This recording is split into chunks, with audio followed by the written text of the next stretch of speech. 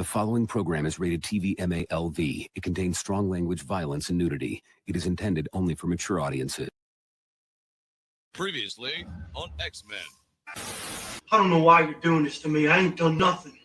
You had sex with Willa Maston.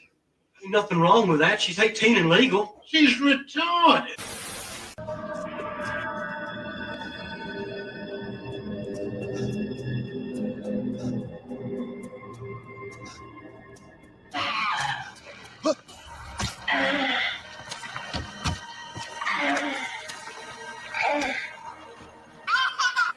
Anyway, I started blasting. Shit. Clarence is gonna. Shit as far as shit. I took a shit, partner. And it's your people up in my shit. Shit, partner. You should be paying me a fee. Shit.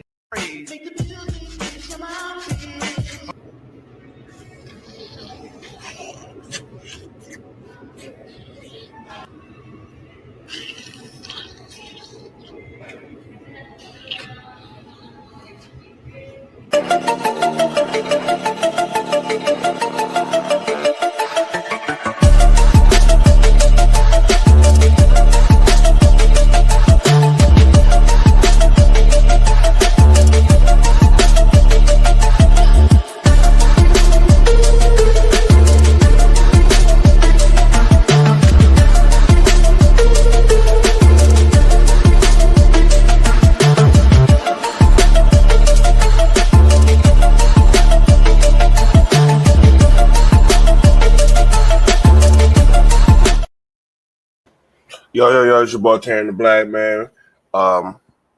It's a little watch party for the Canelo, Crawford. You know what I'm saying? I got it on right now. It's in prelim still. Today, September 13th, y'all don't know, 2025. Just the shit and watching prelims. Shit, and watching football, man. I've been watching football all day. And shout out to Georgia, man. That was a little great game. Georgia, Tennessee was a great game. Georgia Tech and Clemson was a great game, man. That Clemson Georgia Tech might be a top 10 team after that one, man. Shit, they did that. They did damn fool. Here's a couple of scores. I was watching Florida LSU game. LSU standing tall. Just a couple things right now, but I took a little break from the end there after the Charlie Kirk thing, man, because everything was getting vicious. I just like, man, let me just watch some things that's just gonna make me happy. I've been finding some wholesome things that's going on right now. Matter of fact, let me drop the link. I'll just drop the link real quick.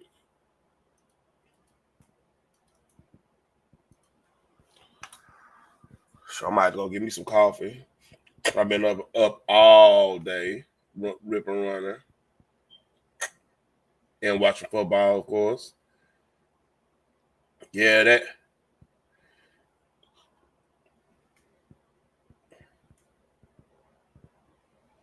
that's crazy.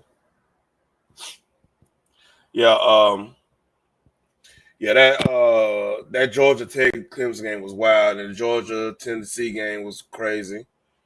Hold up. Oh, man. That came out of nowhere. Yeah,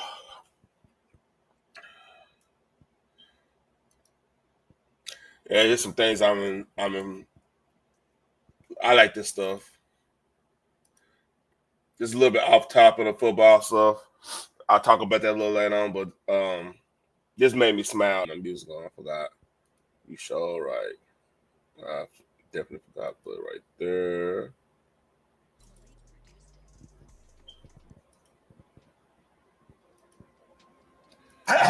That's dope.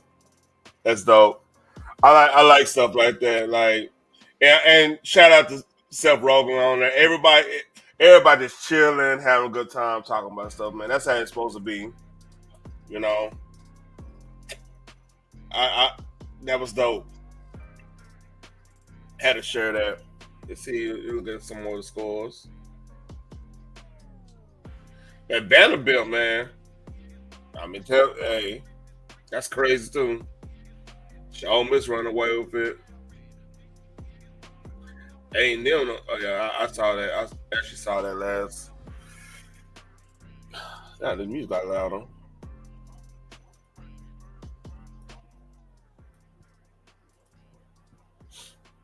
Hey, link drop. Y'all want to come up here and just chit chat? I got some.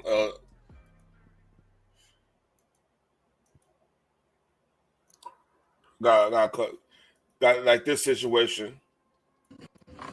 This was a story before the. Matter of fact, I saw this story probably like a couple hours before the Charlie Kirk thing hit. So this happened down Texas A&M. Right now, before I get on this, we still at the prelims on the still at the prelims. I wonder which match is this before. Hold up, I'm gonna look this up. Okay.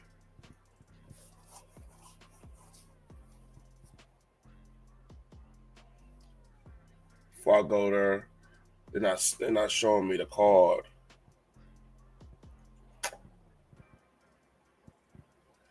Let's see.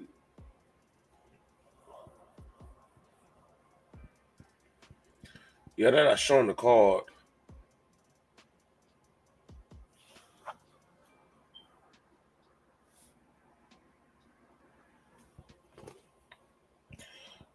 I'll go back.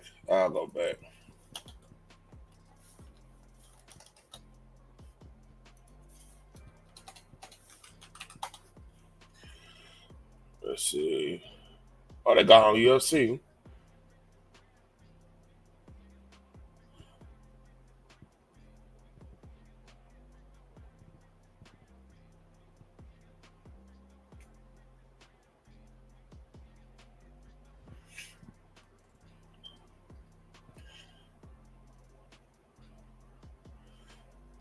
So right now they're at the lightweight. Muhammad, I think it's Alakale versus Travis Crawford. So they got a co-main event on this. So right now the fight at the whole card just actually started. So we got three more fights after this. This is on down to 10th round right now. I didn't get to watch a lot of that, so I couldn't tell you if who's winning or not on that one. But yeah, this happened at Texas A&M.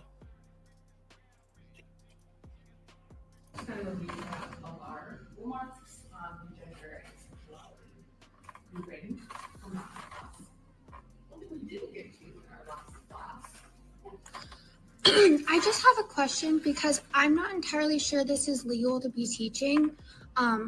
Because according to our president, there's only 2 genders, and he said that he would be freezing agencies' funding programs that promote gender ideology. And this also very much goes against not only myself, but a lot of people's religious beliefs. And so I am not going to participate in this because it's not legal, and I don't want to promote something that is against our president's laws as well as against my religious beliefs. Mm-hmm. Yes. You are under misconception that what I'm saying is. Well, can you explain to me how teaching us about gender identity and transgenderism and that there's more sexes than gender isn't illegal. Huh? Like gender isn't illegal. Gender? What do you mean? Your gender is not illegal. According to President Trump's executive order, if you want me to read the paragraph in the order itself. If you are uncomfortable in this class, you do have the right to leave. Yes. What we are doing is not illegal. And if you would like to claim that it is, you need to talk to the department or the head of Well, I've already been in contact with the president of A&M, and I actually have a meeting with him in person to show all of my documentation tomorrow. But We are also aware, and this is part of why there was an observer in the class. yes, I'm not convinced that your proposal will be effective in stopping me from teaching things that are biologically true. Because I do have the legal and ethical authority, or the professional expertise in this classroom. So basically, she got fired, and that whole department, they lost the president, the dean, the whole nine. They all got fired. So that was a story. Then the Charlie Kirk thing kind of I was gonna actually have this Wednesday show, but the Charlie Kirk thing took president. So yeah, that happened. I want to say that happened Wednesday.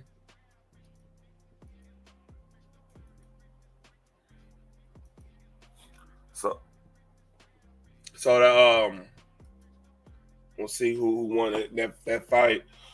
So the Muhammad and Travis fight just ended. So they about to I think we're gonna roll that. After 10 rounds, we go to the scorecards. And here they are, 99-91, 99-91, 98-92, all to the winner by unanimous decision, and still undefeated. Yeah, Muhammad won. Yeah. I didn't get to see most of the fight. It looked kind of even to me at first, but like, hey, I didn't watch the first of it. I don't know if he got knocked down a couple times, or old dude got knocked down a couple times earlier. So I'm looking at the highlights a little bit. I was watching the goddamn Florida LSU game and missed the first part of this.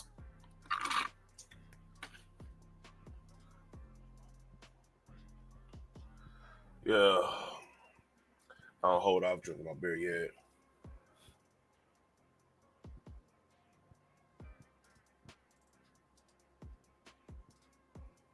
DeMarcus Cousins at the fight.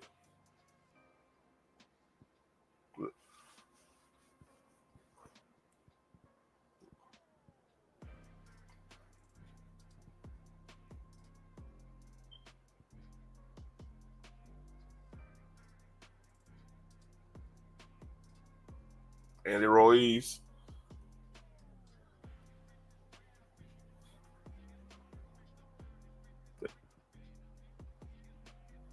Okay. Michael Irvin up there. It's crazy seeing Michael Irvin with the locks, man. That's the craziest thing. Never thought I would see him rocking locks. Or twists or whatever you want to call them. So let's see if I got any more stuff. This funny. He's off! He's off! He's off. Hey!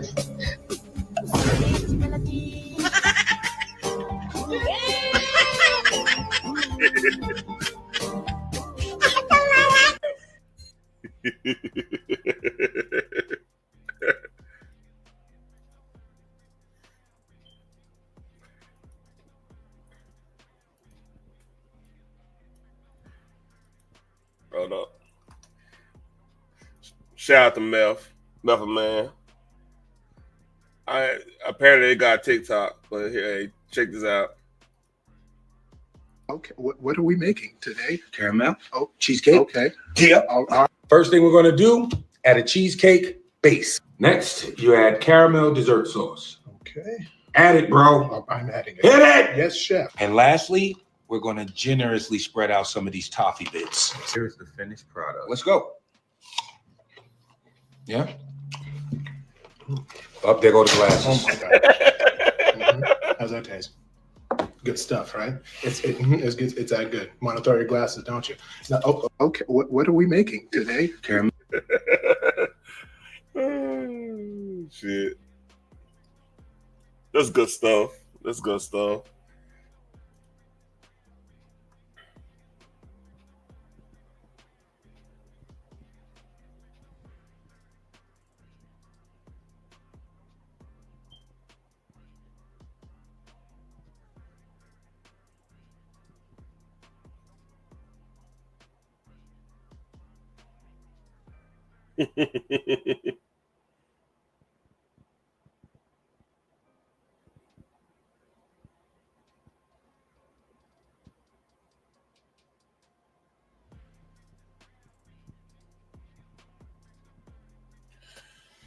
Oh man.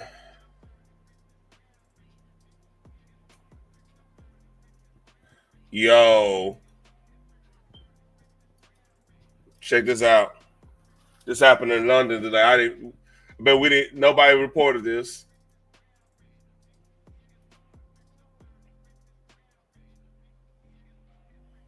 That was a rally in London today.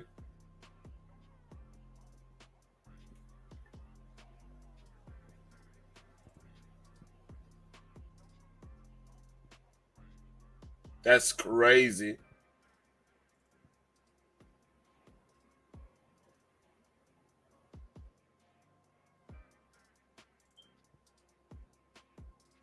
It's a lot of people there.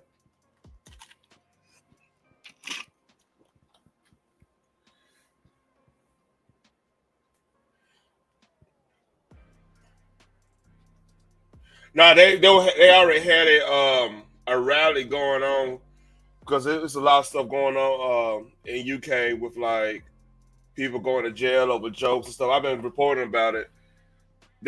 It's a whole bunch of stuff going on, and Charlie Kirk kind of is hammers a lot of people.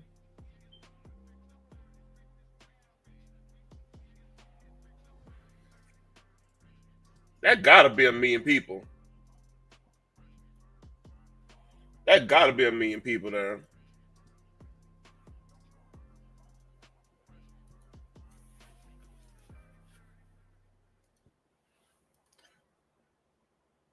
Uh-oh, Arkansas coming back.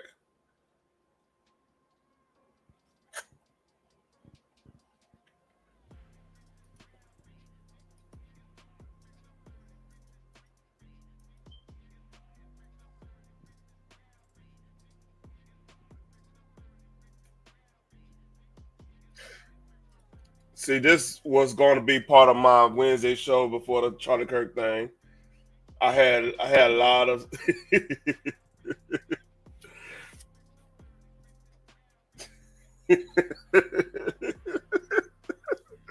oh man. What's up in Chicago? I'm vibing tonight, man. Waiting between the fights. Man. Oh.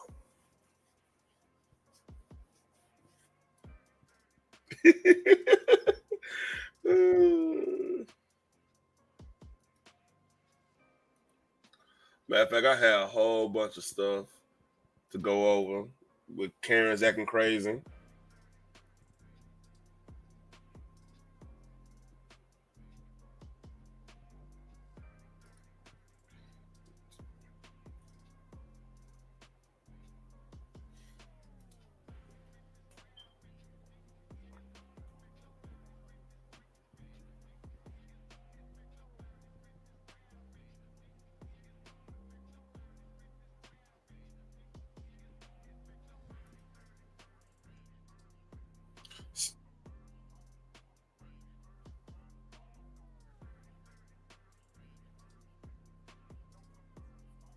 All right.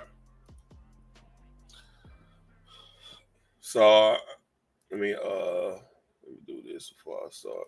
It's a little bit about the Texas A&M stuff. Exchange as a Texas A&M student was kicked out of class after objecting to transgender indoctrination and voicing their religious beliefs. In the footage, a student raises religious and legal objections to a lesson on gender identity, citing, quote, "There are only two genders," and referencing former President Trump's executive order. In a written statement from A&M's president, Mark Welsh, he learned that leaders in the College of Arts and Sciences approved teaching content that did not match the official course description. As a result, he ordered the immediate removal of the dean and department head. He emphasized that students rely on accurate course descriptions and that the university must honor its commitments to students and the state. One student said it was a talk on campus, and because he considers himself religious and Republican, he agrees with the other student. I don't really agree with the things that were being taught there, and also the fact that it's taxpayer money that's being used to fund a lot of these things. I don't really think that's right if it's against the law. So I was curious what was going on. It's been, a big deal today, and I think it's right that these people have lost their jobs if they're being funded with taxpayer money. So. Connor added that the student had done her research thoroughly, understood her rights, and stood up for her beliefs, which was bold, something he deeply admires. Boy, oh boy, oh boy, oh boy, oh boy. So we got to talk about a story that is going viral out of Texas A&M, starring a student who objected to a woke lesson that was being taught in class on gender identity. Okay, I'm gonna get to the part, because we already went through the video. I hope it is, because apparently her bosses had signed off on her being allowed to teach this stuff in this course, even though, again, this is not appropriate for this course. That's correct. But she decided that she was going to. The head of the department, not only was the professor, is that, yeah. So you see that, you heard that. Now, this apparently is a children's literature course. I'm not entirely sure. Hold on. That video I put. This is crazy. The video I posted with old girl had an objection to the course material. That was a children's literature post, course. That's crazy. Oh shit. And sexuality has to do with children's literature, right? But who knows? Okay, all I know is that these college professors, these woke academics, these activists, okay, they will find ways to sneak in their woke ideology into a lesson or into a course, even if it has nothing to do with it. And this is part of the reason why not only was the professor fired, but also the dean of the College of Arts and Sciences was also fired. And also on top of that, the head of the department was fired, right? So basically there was a mass firing. I hope it is, because apparently her bosses had signed off on her being allowed to teach this stuff in this course, even though, again, this is not appropriate for this course. But she just... I'm still tripping on the fact I didn't hear that part. That they were trying to put gender identity into a children's literature course.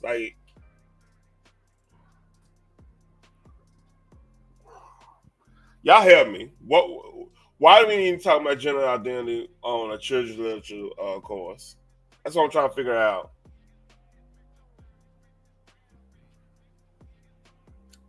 I need help. Decided that she was going to teach it anyway. Help me. So again, that resulted in the mass firing. So without further ado, let's go ahead and get into this. Clash between a Texas A&M professor and a student in the classroom is now having a ripple effect. And this morning, we are learning how a new executive order and Texas law could be playing a role in all of this. Our Jalissa Garza live in the newsroom to break it down. Jalissa, that professor actually lost his job, right? Yeah, the professor sure did lose their job. And while we don't have the original video showing the clash over gender identity, but we do have a tweet from Texas State Representative Brian Harrison, which does include that video that's been circulating across social media. And while the video doesn't show any faces, it does capture audio of a student objecting to a professor teaching that there are more than two genders. The student said it goes against a recent executive order and her religious beliefs. The professor responded saying she has the right to teach the lesson and the student has the right to leave. Imagine being able to build an app with your name on it, just by thinking about it. Meet Base 44. Here's the executive order the student referred to. It was signed by President Trump back in January. It's called Defending Women from Gender Ideology Extremism and Restoring Biological Truth to the Federal Government. It directs federal agencies, including public universities that receive federal funding, to restrict teachings and policies that recognize more than two genders. So when the Texas A&M student pushed back, she cited that order, essentially saying the professor was violating federal guidance. This incident also comes as Texas universities prepare for Senate Bill 37, a new law taking effect January 1st. It gives regents more power to review school curriculum and to cut programs with low enrollment. Now, Texas A&M's president responded with a statement saying he learned key leaders in the College of Arts and Sciences approved course content that didn't match the published description. The president directed the provost to remove the dean and department head from their administrative positions. The professor's firing isn't just about a single classroom clash. It's really part of a bigger shift in how colleges may be forced to handle lessons on gender identity. Jacob, I'll send it back to you. Oh, wow. Okay, Jalissa. Yeah, I mean, well, they're doing what they should have been doing a long time ago. Yeah. Right? Which is to the state of Texas base told everybody, yeah, y'all need to tighten up, get this nonsense up out of here, man. So hey, that's a plus. I mean, get these activists out of academia, right? Out of higher education. You know, I'll never forget a conversation I had with an individual who I find to be a very smart person, right? This is a quant, so to speak. So a very mathematically inclined person, right? And we were talking about economics, right?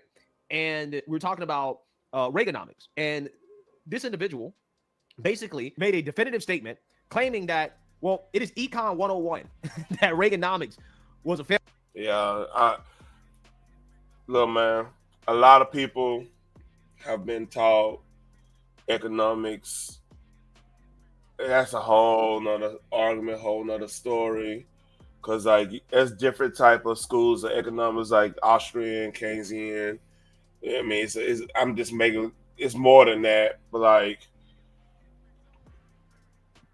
how you learn economics is really gonna go with how you see the world.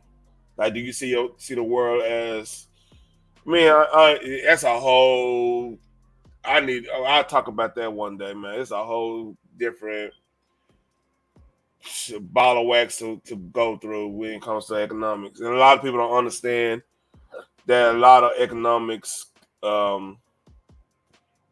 is basically human interaction, and you know I don't want to get deep in that, but that's basically more context on what was going on in Texas A&M, and I'll leave that there because I want to get in a economic talk. That's I forget the boxing thing is on. So super middleweight championship. Oh, this is an interim.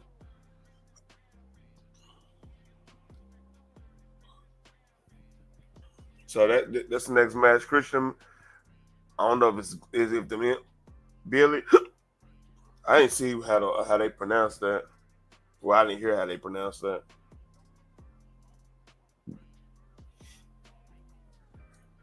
Oh man, let's look at these scores.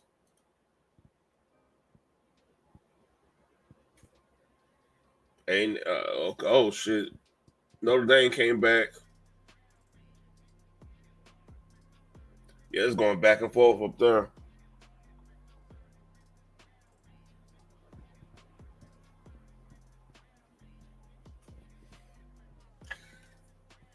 Let's see what is that.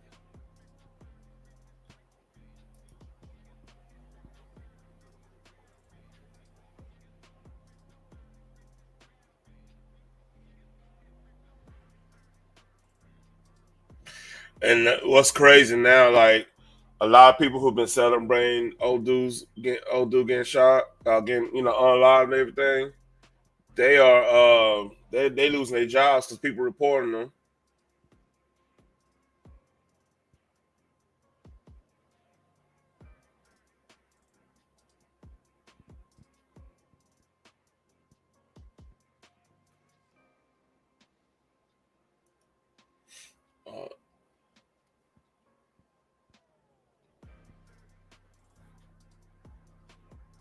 But this dude, Christian Bill, I've seen one of his fights. I haven't seen.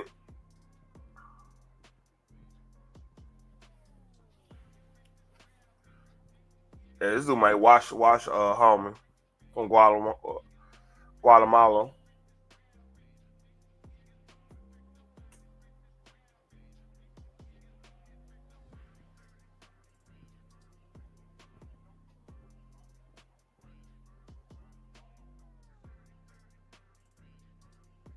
Oh, you want to see something cool?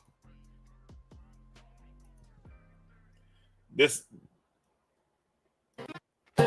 is AI.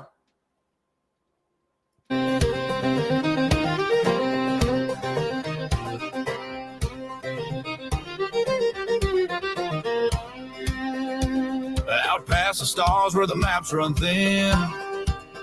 Janeway's running on grid and a steel strong grin. She says, do a crew and punch that throttle. Well, I'll drink Borg with a mason jar bottle. No, 7 and 9's got that icy glare. Individuality, you'll do a sin, I swear. Neelix serves supper that'll make you pray. Chakotay Knott says we'll be okay. Red alert, the cubes roll near, but we ain't backing down in fear. More queens preaching resistance is futile, but she ain't met country folk in style. Resistance is redneck, we ain't going quite what you expect. From the warp core hall to the shuttle deck. Resistance is redneck, we'll fight, we'll drink, we'll keep them in check out here in the dust of the Delta spec. Resistance is redneck.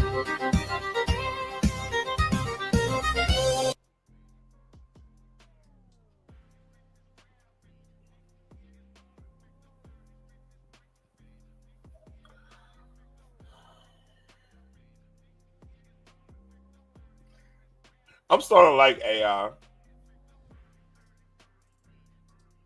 I'm starting to like AI.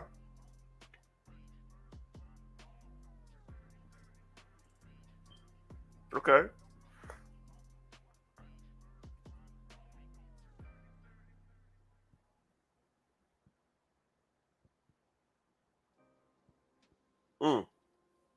Nice little hook.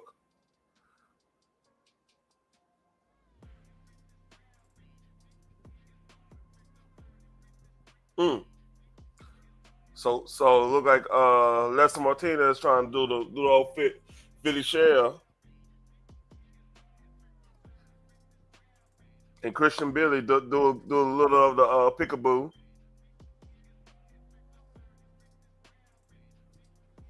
Orthodox, you know what I mean?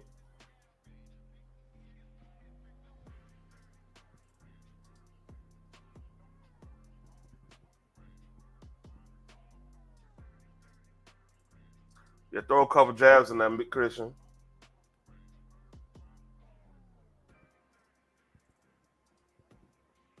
Fire out that.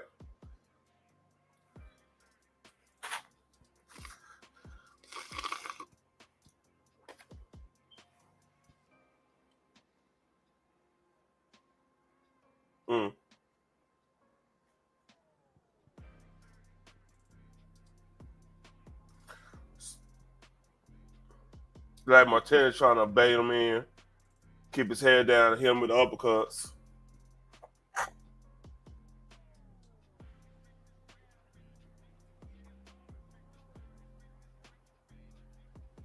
There you go.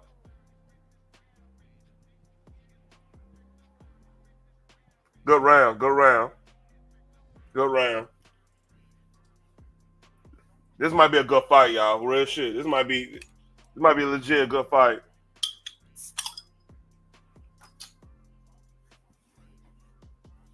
Cheers.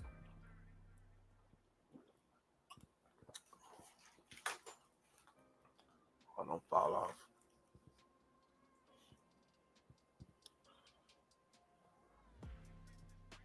A little bit more of this. Bears tune shuttles like dirt track rides. Harry's still dreaming with wide-eyed pride. Two of patience is wearing thin. Oh, they got the old school Star Trek version. I think this is Deep Space Nine. Got the doc fussing about his hollow. And I'm not even a Star Trek fan, man. I know of the stuff because like I got friends and family. They talk about that show all the time. I'm like, okay. Skin. Seven's calibrating the long range. That's Deep Space, man. That might be Voyager. Excuse me on that, y'all. Scan says individuality will ruin the plan. Neelix sets dinner and the crew just prays. Cause nobody trusts what he cooked today. Janeway's glare cuts through the void. Sweet tea power, she's fully employed. Seven's patching hulls with duct tape pride, and the board can't process our wild side. Resistance is redneck. You can keep your cubes and your fancy tech. We'll keep fighting from the trailer deck. Resistance is redneck. From barnyard moons to nebula specks, you'll never tame these stubborn necks. Resistance is redneck. A long video. Hell's Cleanse is crazy. That's crazy. Hell's Cleanse.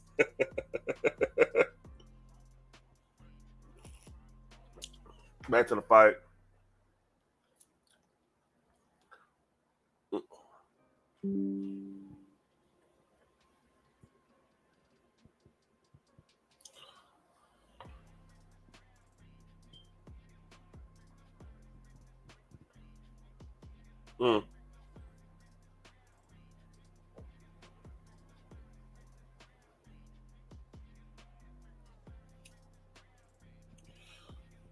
Hey, did I pin a I don't think I pinned what you call it. Let me go.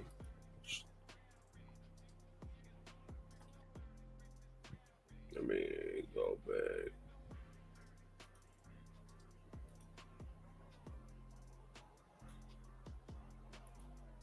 There you go. Yeah, Christian put his head too low. What's called just he trying to hit him with them uppercuts all day.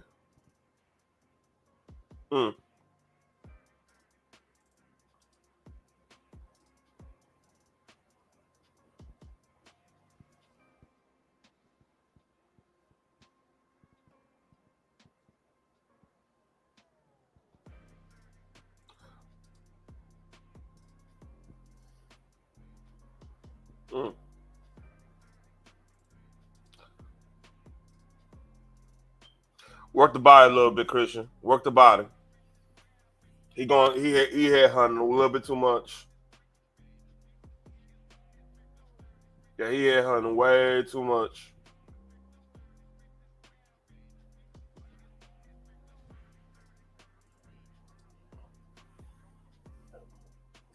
Good round. So what's called?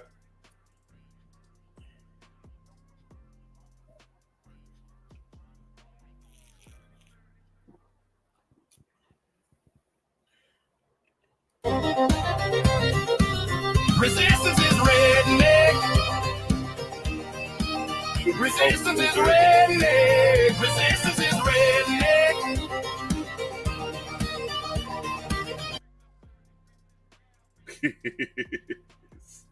Shit stupid. Let's look at these scores. Damn, Vanderbilt whooping South Carolina ass.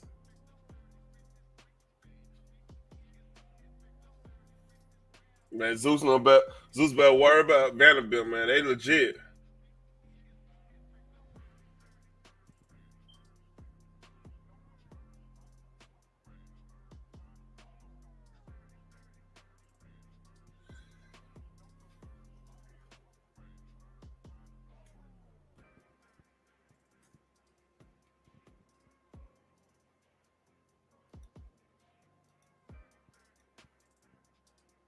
All right, next round. Now I'll show y'all this real life Star Trek character.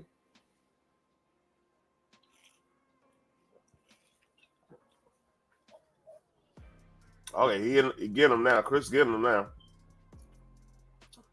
We'll try. Oh, them uppercuts, man.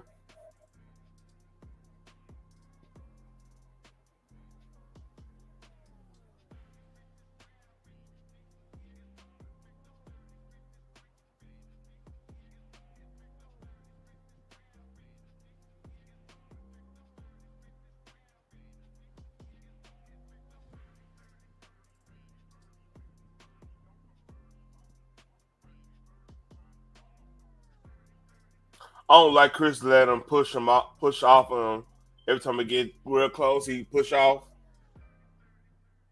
You need to punch him when you do that shit, man.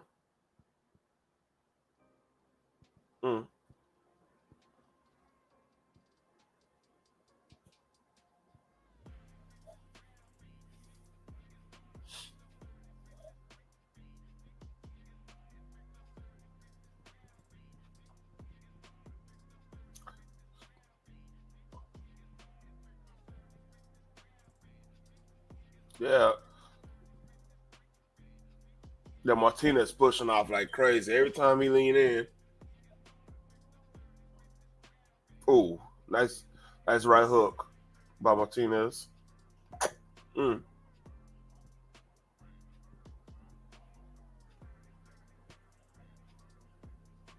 Uh-oh.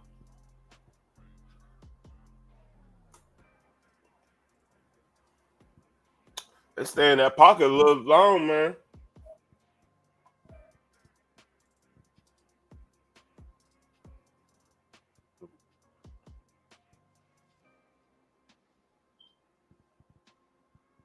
Mm. Oh. Nice left hook by Chris. Ooh.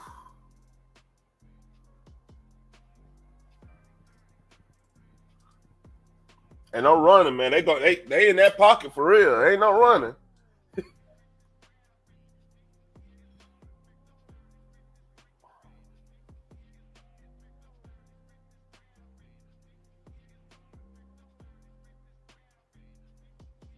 Mm.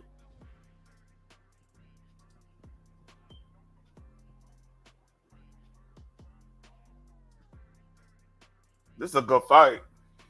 I got here to hear a little bit of commentary. This got me a little hype.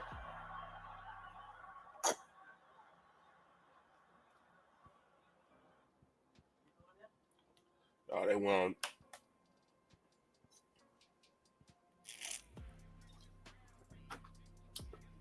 Yeah.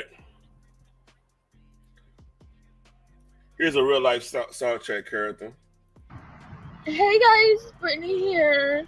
I'm a mess. I'm not doing good at all today. I'm like really angry and splitting so much, and I'm just like, I want to go back to bed, but I have to work because there's some like money I need to make.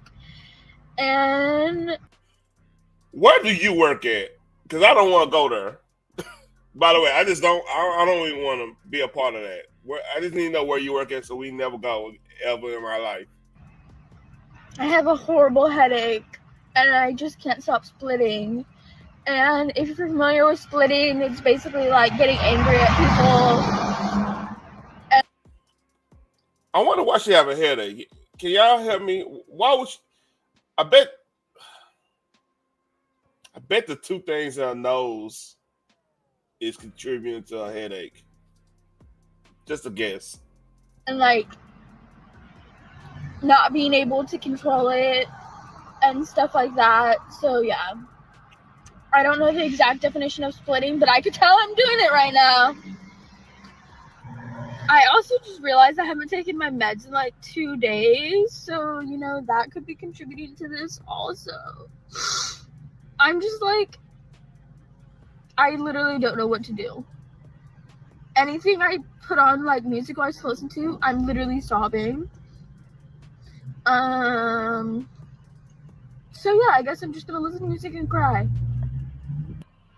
So I'm a little more calm now, and basically like, I don't know, I just really caught myself splitting, and I even wrote out a really mean text, and then I deleted it because I'm like, no, I'm splitting. So my coping skills are literally just gonna be me listening to music and getting orders because I have to make money. I can't just go home and sleep. So yeah.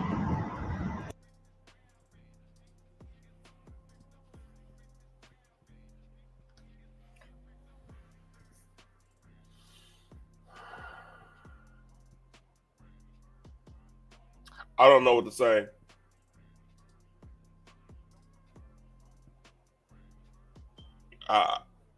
I have nothing.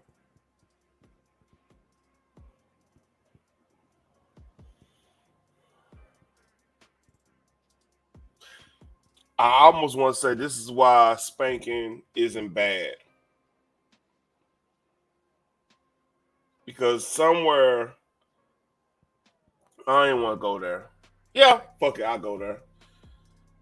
Somewhere it's supposed to be a parent, a loved one, a family member saying, what the fuck are you doing? Get that shit out your nose. That's number one. It'll start there.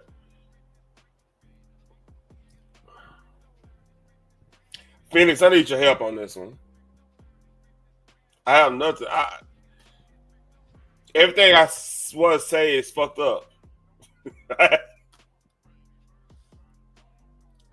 just want to watch boxing.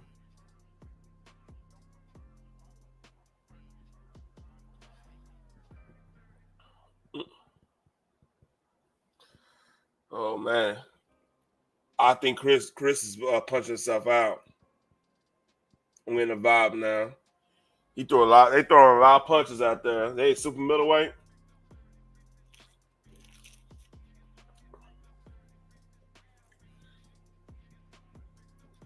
Yes.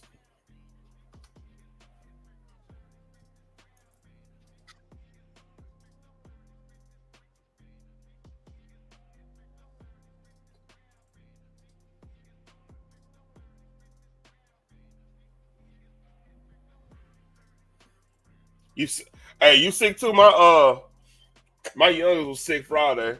I actually had to call in for work and taking to the doctor and everything.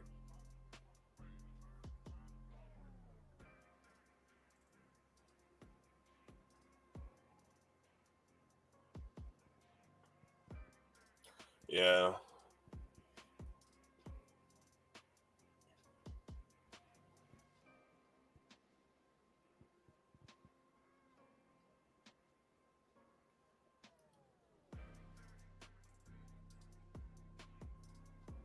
By the way, have y'all seen the iPhone 17s? Yeah, yeah, my youngest, man, she was up. That's the reason I didn't do a I wasn't in the mood for a fish fry that Friday. I'm not gonna lie to you, but like she was yeah, she was throwing up all night and everything. It was like one of those 12-hour bugs. Oh, Thursday night. I'm sorry, Thursday night.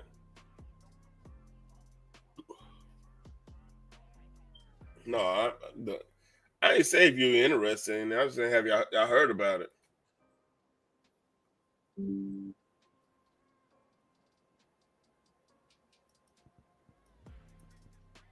Yeah, she good now. She in there with my old lady. They watch the fights in there. Well, my old lady watched the fights. She watching BB or whatever.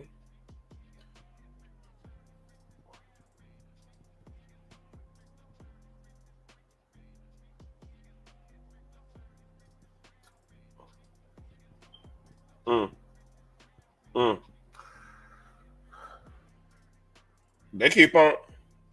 Yeah, it's something going around. Thank God, man. I've been since I've been doing the mushroom coffee and a lot of this infrared, this contrast therapy, man. I feel like my immune system is a little bit stronger, man. I've been kind of testing it out and everything. That place got me looking up infrared saunas, like the little portable ones I can put in the garage.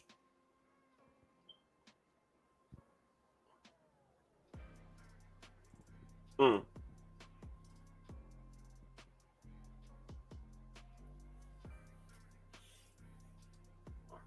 I like to have one just days like today, man. I could have just really been in there for a good 45 minutes to an hour. Just relax, before the games. Shit, if I did that, I probably took a shower and I would have missed all the games. I would have been knocked out.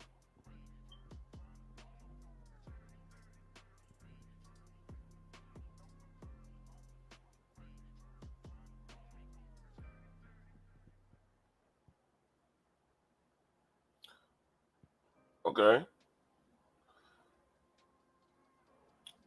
So yeah, Chris trying to hit him with old hand rights now.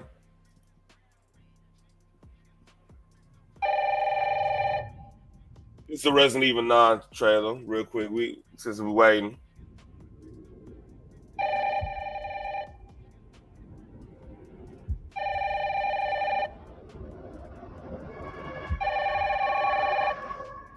Hello?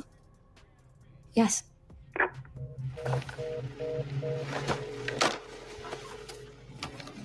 Who was it? I don't know. They asked for Miss Ashcroft and then they hung up on me. Rude.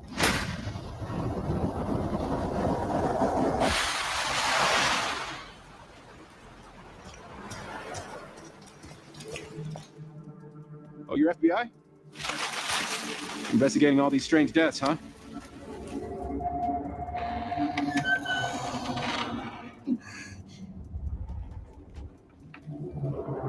Grace, stay close to me. Don't have me.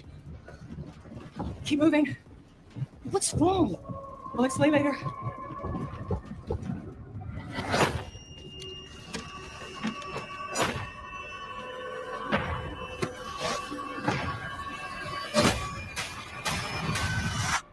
I've been watching you. You're not like other people, you know. You're quite unique. Tell me what's going on. Something important. I'm scared. Grace. They're coming.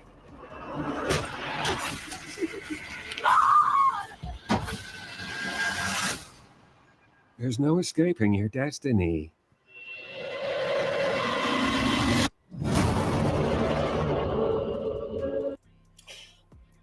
So basically, hold up, let me go over here. That looks good, actually.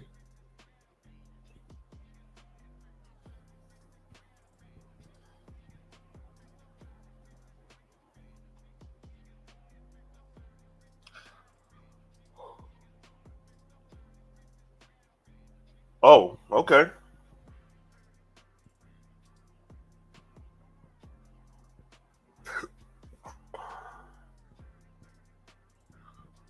Now Chris is hitting him with them uppercuts now.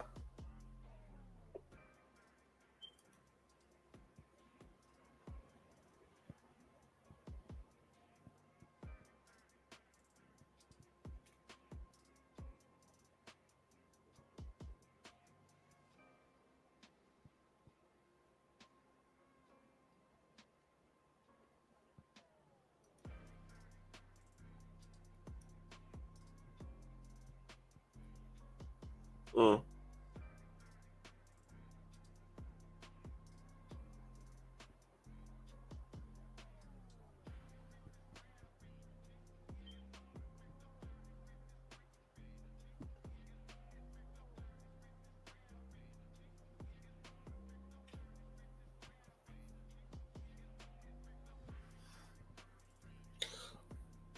Part of me said Chris is winning this, but it's real close. They probably split the rounds. It's 6th round now. Because Les Martinez, man, I think that's his name. Hold on, let me make sure. Don't have me out here lying like that. Yeah, Les Martinez. He's doing a lot of counter strikes.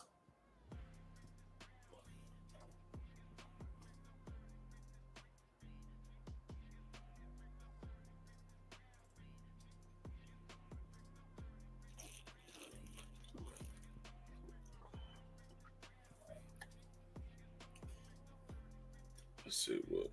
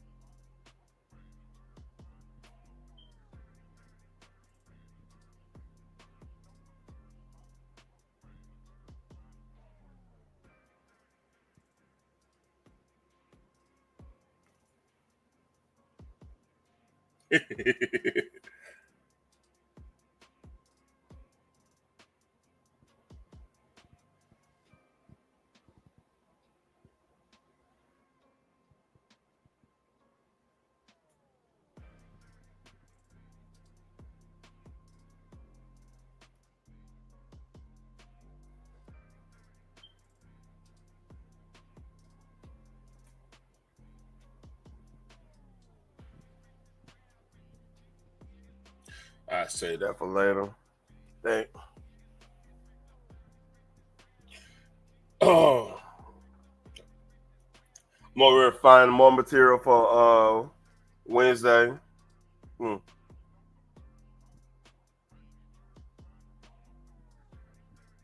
Mark Wahlberg in front row.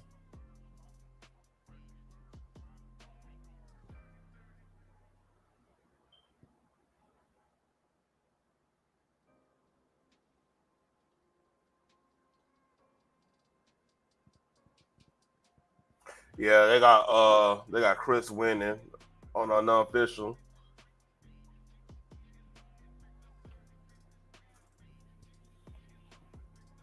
I can see that with the significant shots.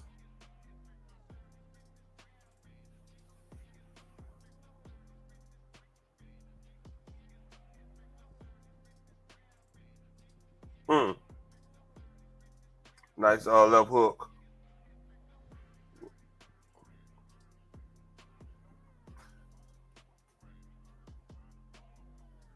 Chris need to hit the body a little bit, man.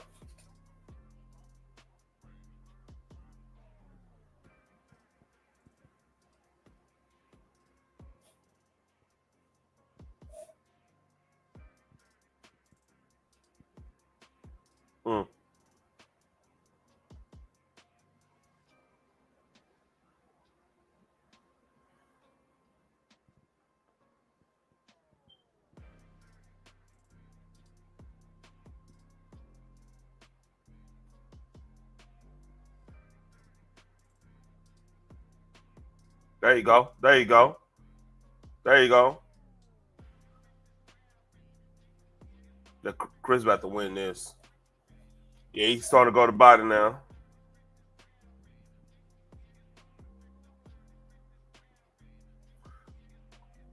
You start going to body. Old dude gonna protect the body. Gonna lean forward a little bit. Then you can hit him with the uppercuts.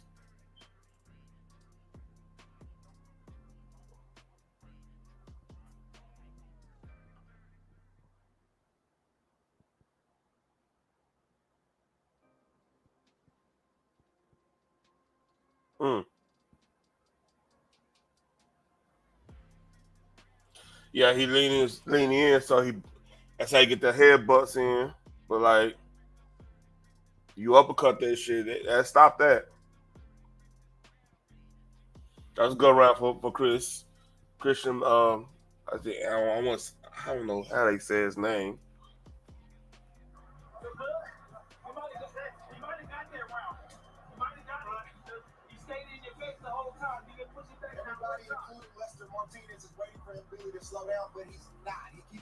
This is Mobility.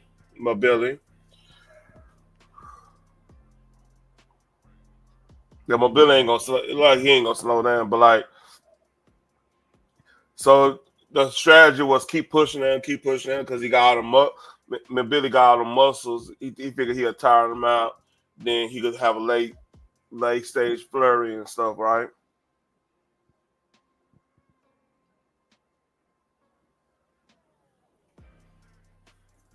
But Westcott ain't punching himself out yet.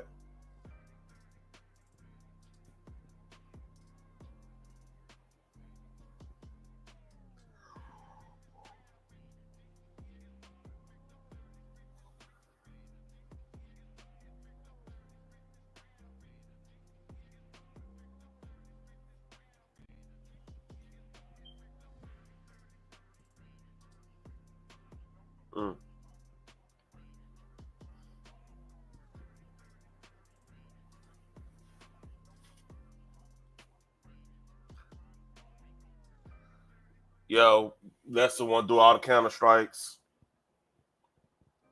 That's why he doing the whole Philly shell shoulder lean.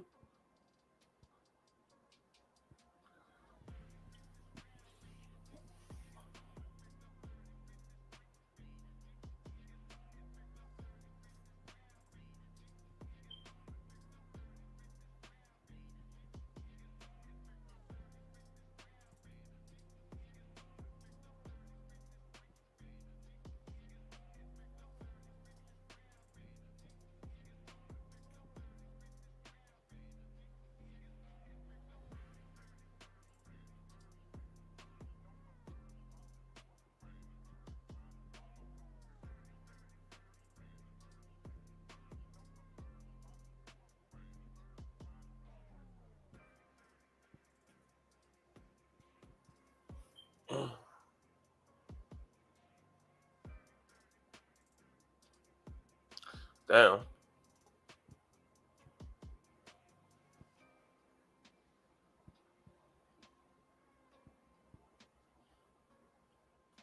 All right, Chris, do a little feints. Do some more feints.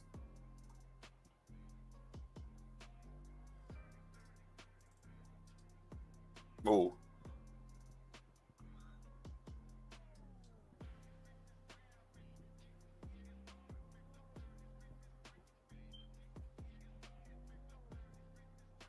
Ooh, okay.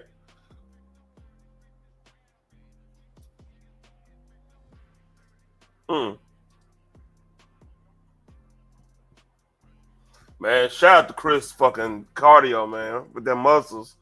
He punching. He punching harder now. Ooh, overhand right. That was all.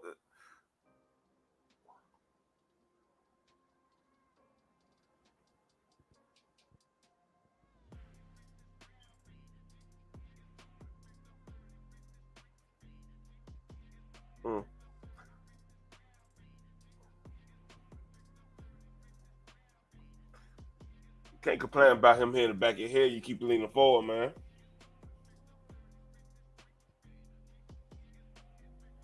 No, they ain't fought yet. This is they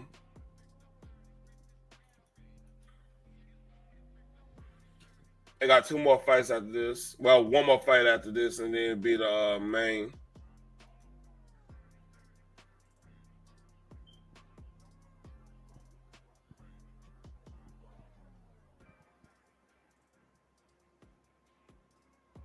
Good jab.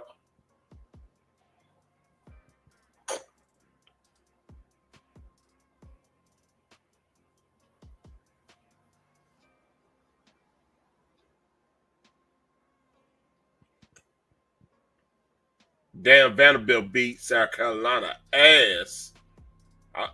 Oh, man.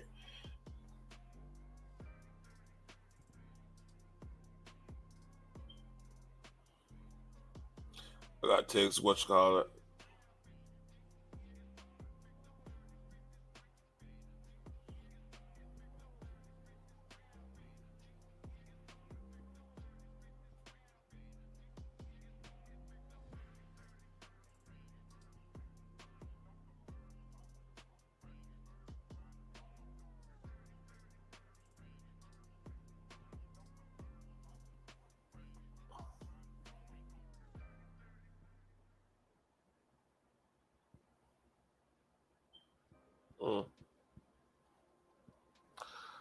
I like what Lester doing. He's countering a lot.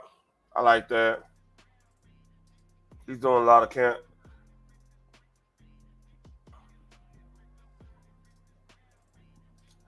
His output done went up.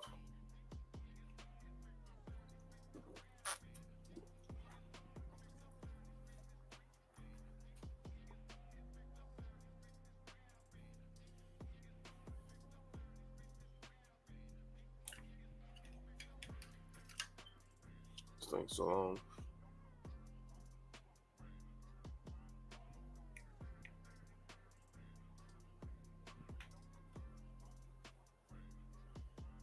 What up, Mob?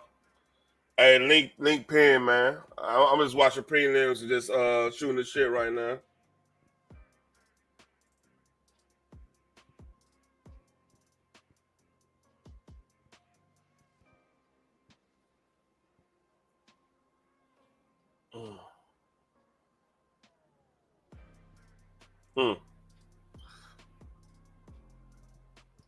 Yeah, I think Lester won this round.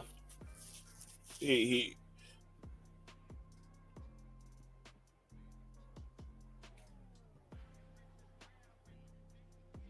What are you talking about, man? Claire, you tripping.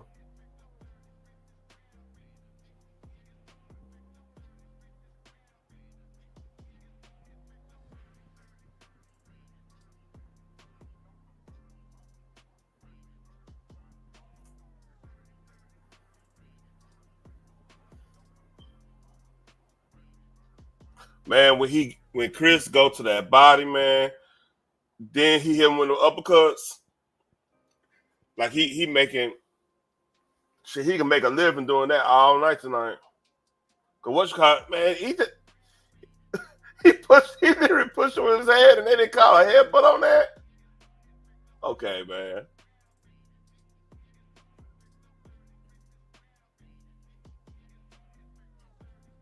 Okay, bro.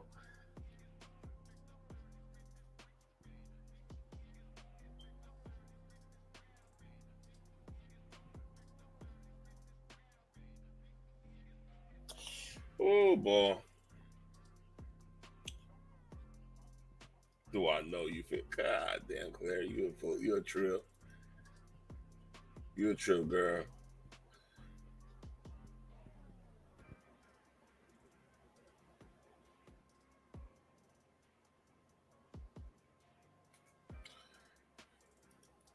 Guess who showed up? This just dropped. Bam. At the end of the day, I really don't care if you like what I have to say or not. Over the last few days, I've saw some of the most outrageous and heinous things that you could possibly see on this app. I don't really give a shit who I offend when I say this, but for some people to get on this app and applaud for another human being being unalived in front of his family at that is fucking sick. You're a sick fucking individual. You didn't have to agree with anything that man said.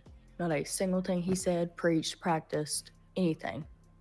But you should have a little bit of sympathy for his wife and his kids that were there with him. And just be fucking respectful. The man literally just passed away 2 or 3 days ago. That's no way to fucking be. And if you didn't like him, you don't have nothing nice to say, don't fucking say nothing at all. Oh my God, is it that fucking hard? If you don't have nothing nice to say, don't say a fucking word at all. What you people don't realize, we are more alike than we are different. We all bleed the same fucking color at the end of the day. And that's one of the biggest problems with this fucking country right now. Y'all want to divide so bad. Why? This is supposed to be a time where all of us come together and work together. And she's right, but of course, when you speak truth and speak something right, they're gonna bring up the shit you a part of. About how you became famous, which is irrelevant, and then how you're a part of. See, another thing, when you get viral like she did, you gotta always watch out for the crypto people. Not necessarily every crypto person. Don't get me wrong. Shout out to Biz. He talk about real stuff. I'm talking about the ones who all of a sudden they say, "Hey, you need to have a meme coin." You gotta watch out for cats like that because they gonna leverage your fan base and your notoriety against the coin, and that you're a prime target of having people rug pull that shit, and then that's how you create enemies.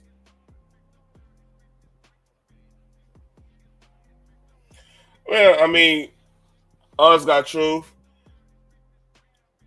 How they were talking about celebrating a death, I get why she's responding that way. She responded naturally. It's fucked up if you celebrating someone's death that died in front of their family for opinions. Now, it'll be different. People celebrated Bin Laden. I said this on Wednesday. People celebrated Bin Laden's death, right? And that was because he waged war against Americans. With his, his organization was a part of a situation that was a cause of multi-thousand American casualties and worldwide casualties at that. So I get so when people celebrate that, it's because there was a fight over it now. There's a lot of people being affected by the actions that person took, right? With Charlie, he was just saying opposite opinion of people. He never said, hey, we need to go out and do this and then go out and do that.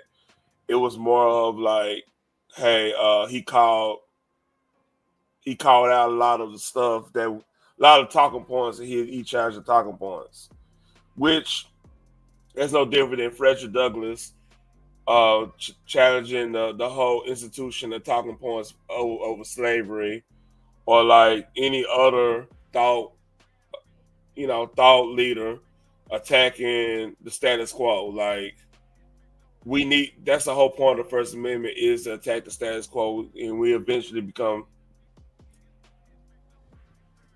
Claire, yeah. Hey, I'm sorry. Hey, Phoenix, go hug Claire for us, man. I don't want her being mad and want to hurt everybody's feelings. I mean, I don't want her being mad or anything. Y'all go hug and videotape it,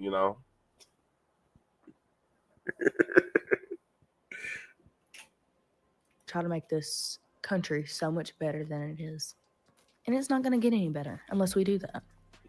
If this past y'all hug and make it like very, very caring. I just need to see the hug, week hasn't opened. And lift one of y'all lift y'all leg up. In some of y'all's eyes, man. We live in a mean and an evil ass world. We just had an innocent girl just get her life took from her on the fucking train that she was on. I believe it was a train, subway, something. And that's another thing that really upsets me. A woman should be allowed to go anywhere she wants to by herself and should not have to fear for her life. But at the end of the day, I don't really give a fuck who I just offended. I don't care. Unfollow me. It's not that big of a fucking deal. Bye.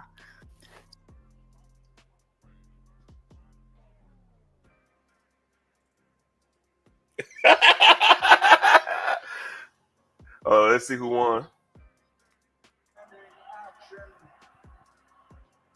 We go to the scorecards.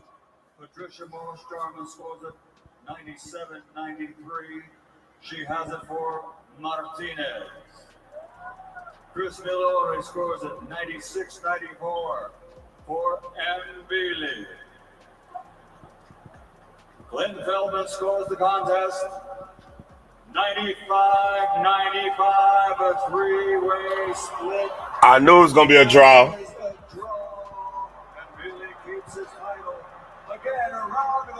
Yeah, I knew that was gonna be a draw. Cause like they were going in. Oh yeah, Claire, you won. You won in life.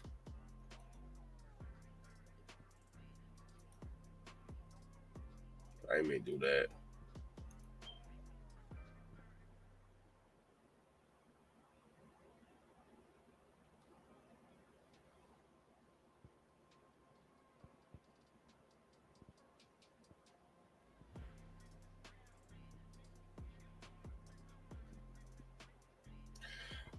Damn, Phoenix.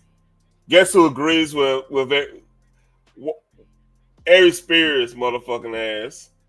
I don't even want to post that, man. He right, but goddamn.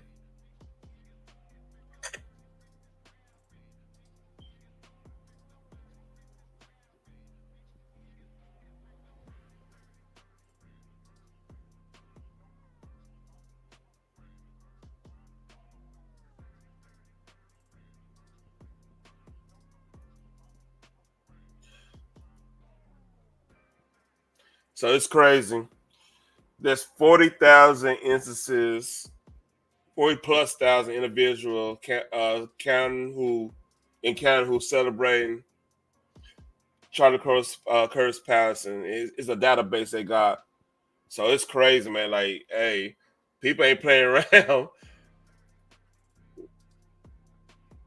And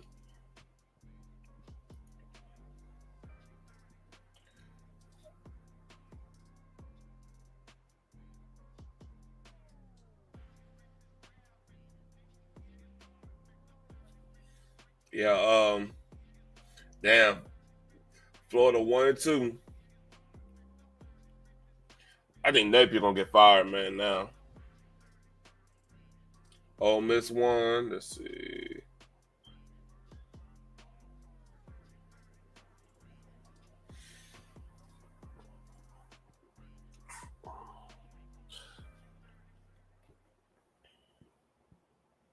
Nah, that's AI.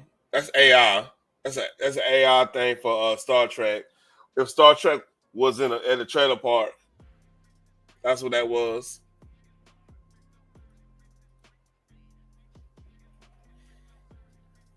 I had another one. Oh.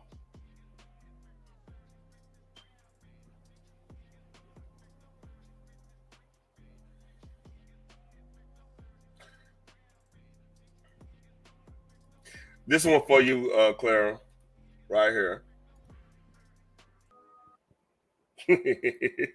Hey, you can say whatever you want to say, Clara. That sound like you. That sound like you, and that's what it is. We're gonna leave it at that.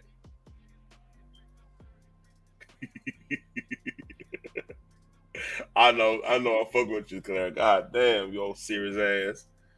I fuck with you.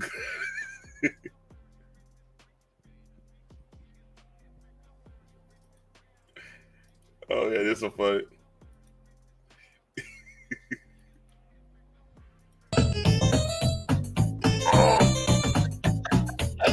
Get that.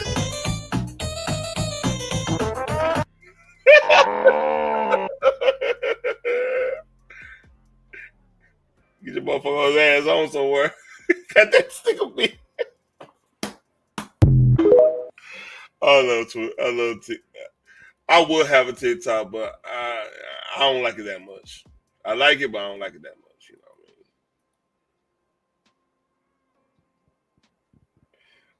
I mean? You don't think that's real? Okay, hold up.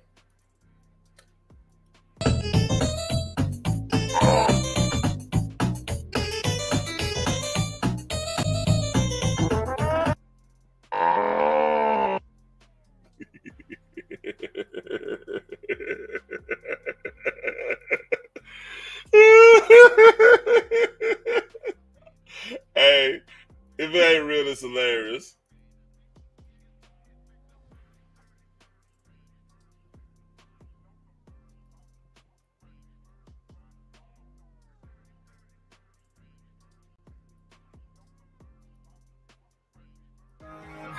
When you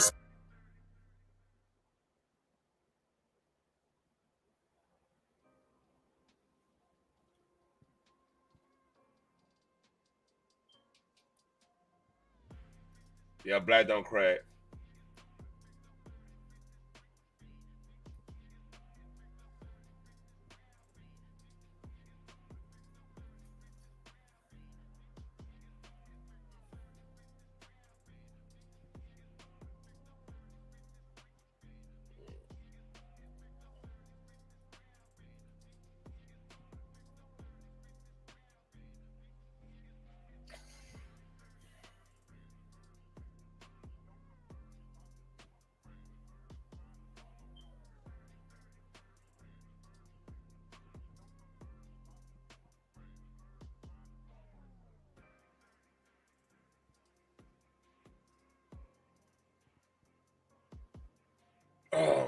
Oh, here's.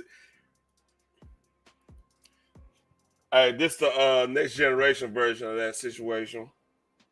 That AI thing. It's 3 minutes, man. I ain't gonna go through the whole thing. I got you, Sheriff. What's up, Claire? I'm just fucking with you, girl. Please show the receipt of me saying anything like that cartoon you put up. I ain't got to show no receipts. I was fucking with you. It's called joke.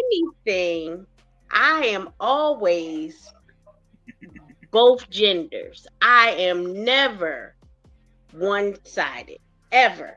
I fuss at men, I fuss at women. I support women, I support men. Wrong is wrong, right is right. Claire, I'm just joking with you, man. I put you outside. You ain't gonna paint that picture of me and make me sound like a feminist because I'm not. And if I was that woman, I would be glad that he saved me and cuss him out if he didn't save me. I know you will. I just had to fuck with you a little bit. Like this. That's so okay. How was your day? How was your day, man? It was productive. Yeah. I got a lot done. Mine was productive. I productively slept and watched football. So productive. That is productive if your body needed the rest. Yeah, I needed it. Dead ass.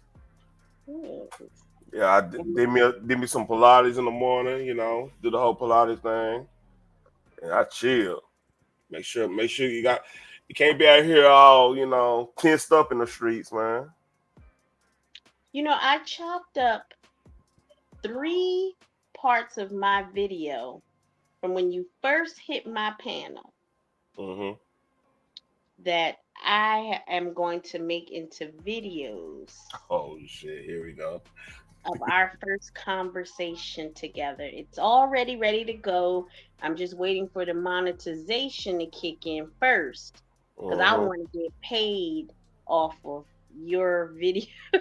I got something for your ass too. So yeah, we won't play that game. I got something for your ass. I got something for your ass. Oh yeah, I'll wait. How do you have something for me and these are your words? Nah, I got something. What you got for me? No, if it is not my words, then what is it? More feminist stuff? Oh no, ain't nothing like that. It's a drop I've been making. I've been chilling. Making, So yeah, it's gonna work out. It's nothing bad. You better not strike my shit. You gonna laugh at it. I'm gonna report your damn drop. You gonna laugh at it, girl. Come on now. You gonna laugh at it because it's true. It's gonna be true, and you gonna like, damn, you got me. Truth or not, I will report your ass. Yes, I will. Hey, the truth can't hurt, right? Yes, it can. I don't know who told you that. Just because somebody else said it, don't make it true. In fact, for everybody.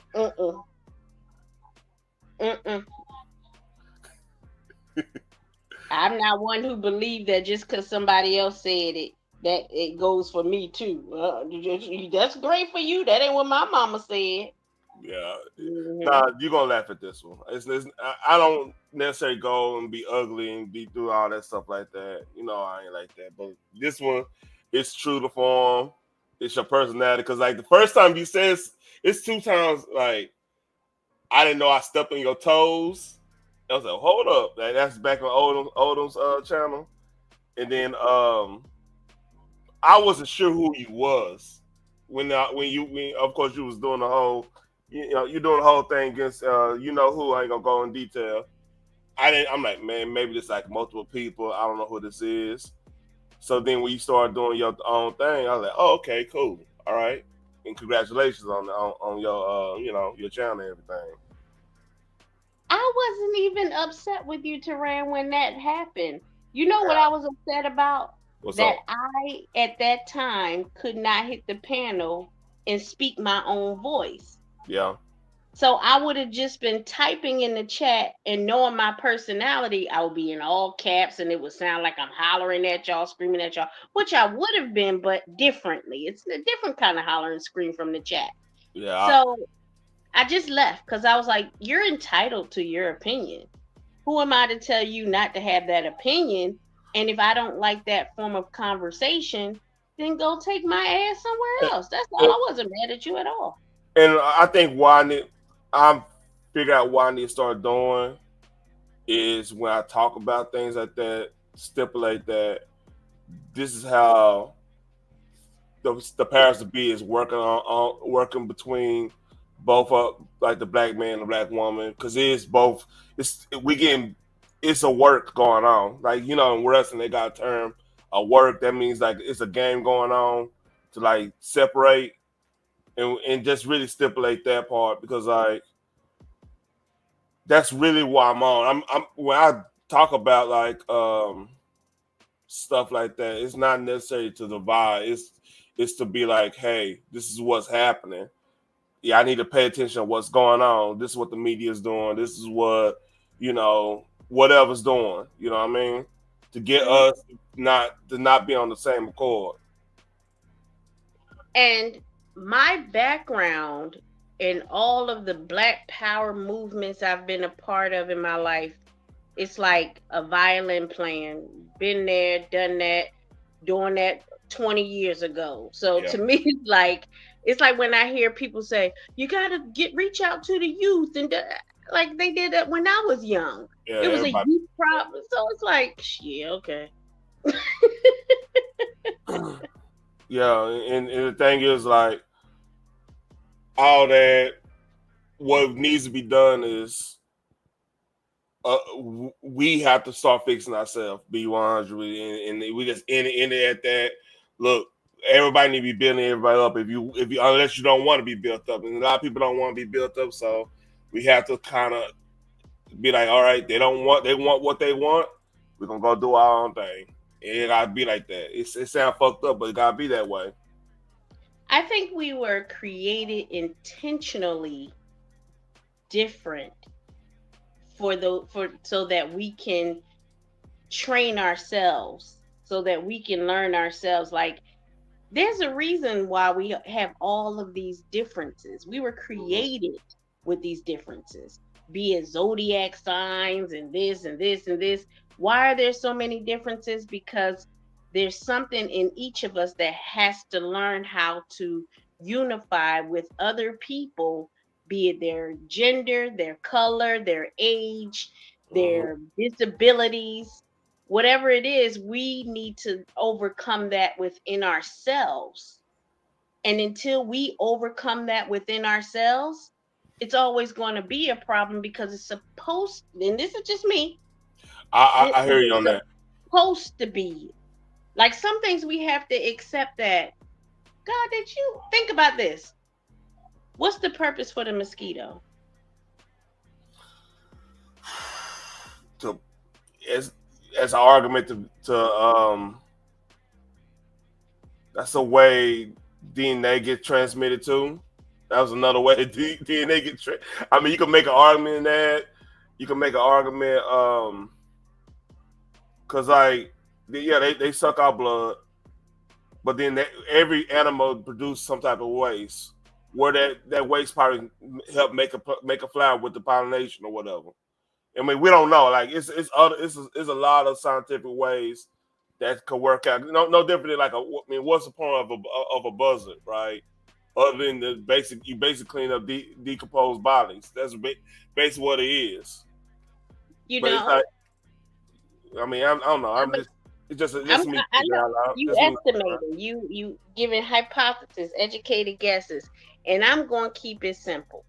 According to the Bible, we were made in the image of God, in His likeness and everything, right? Yep. We like comedians. I know I'm a comedian. Do you like to be a comedian sometimes? Oh yeah, we can laugh. Yeah.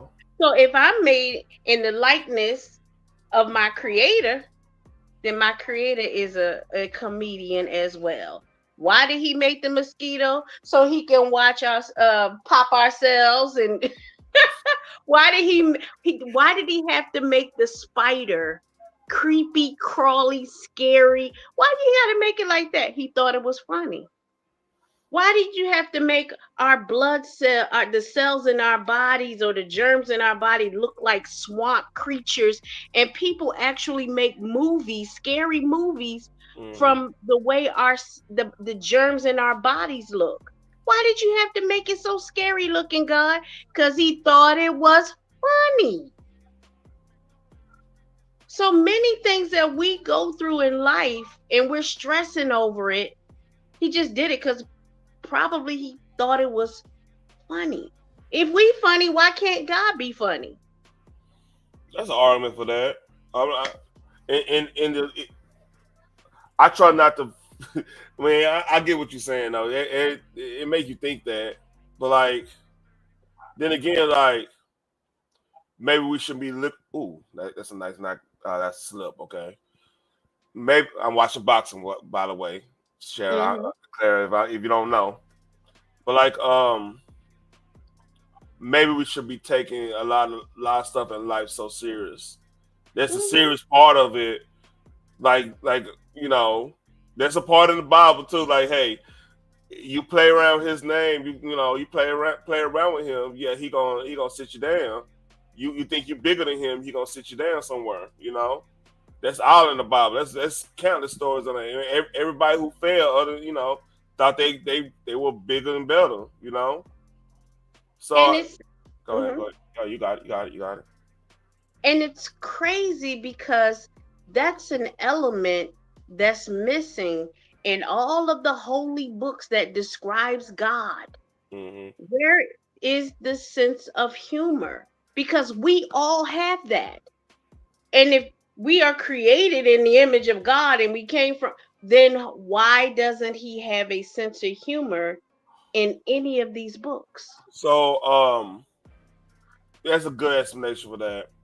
If you're thinking about like people who run a religion, they want it to be as serious as possible for people to believe and understand the severity of the situation.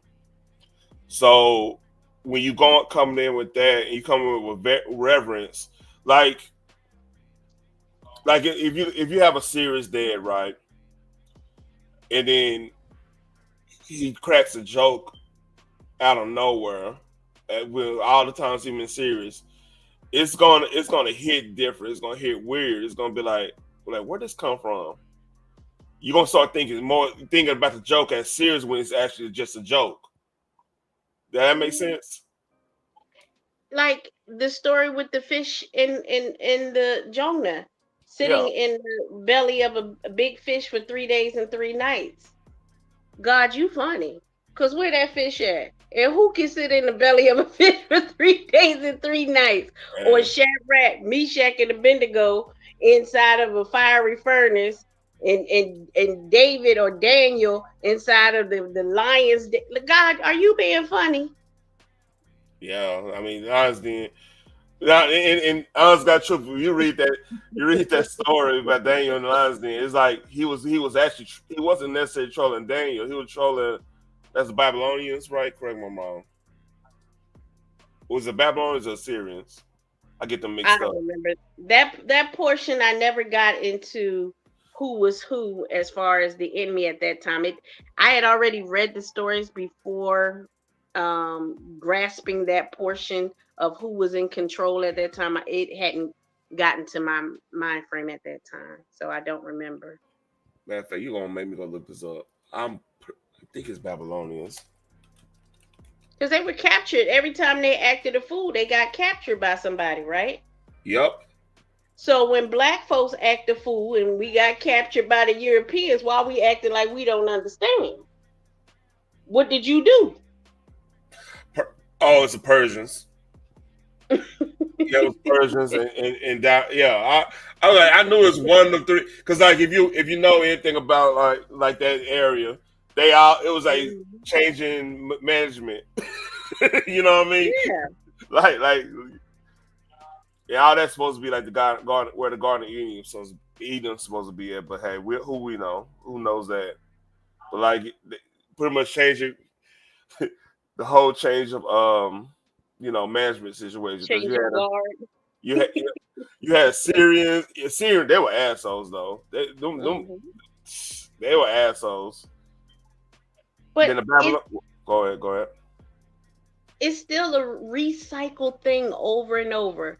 They would fight. They'll be like, "Okay, God, we want to follow you." He say, "Okay, follow me. Do this, and do this." And then they'd be like, "Man, forget this. I'm gonna do what I want to do." Okay, I'm gonna have the Babylonians take over. Okay, oh please save us from the Babylonians. Okay, well you gonna listen? I'm gonna listen. Okay, yeah, bring you a prophet. The prophet tell you stop doing all of this. Stop doing all of that. They don't listen.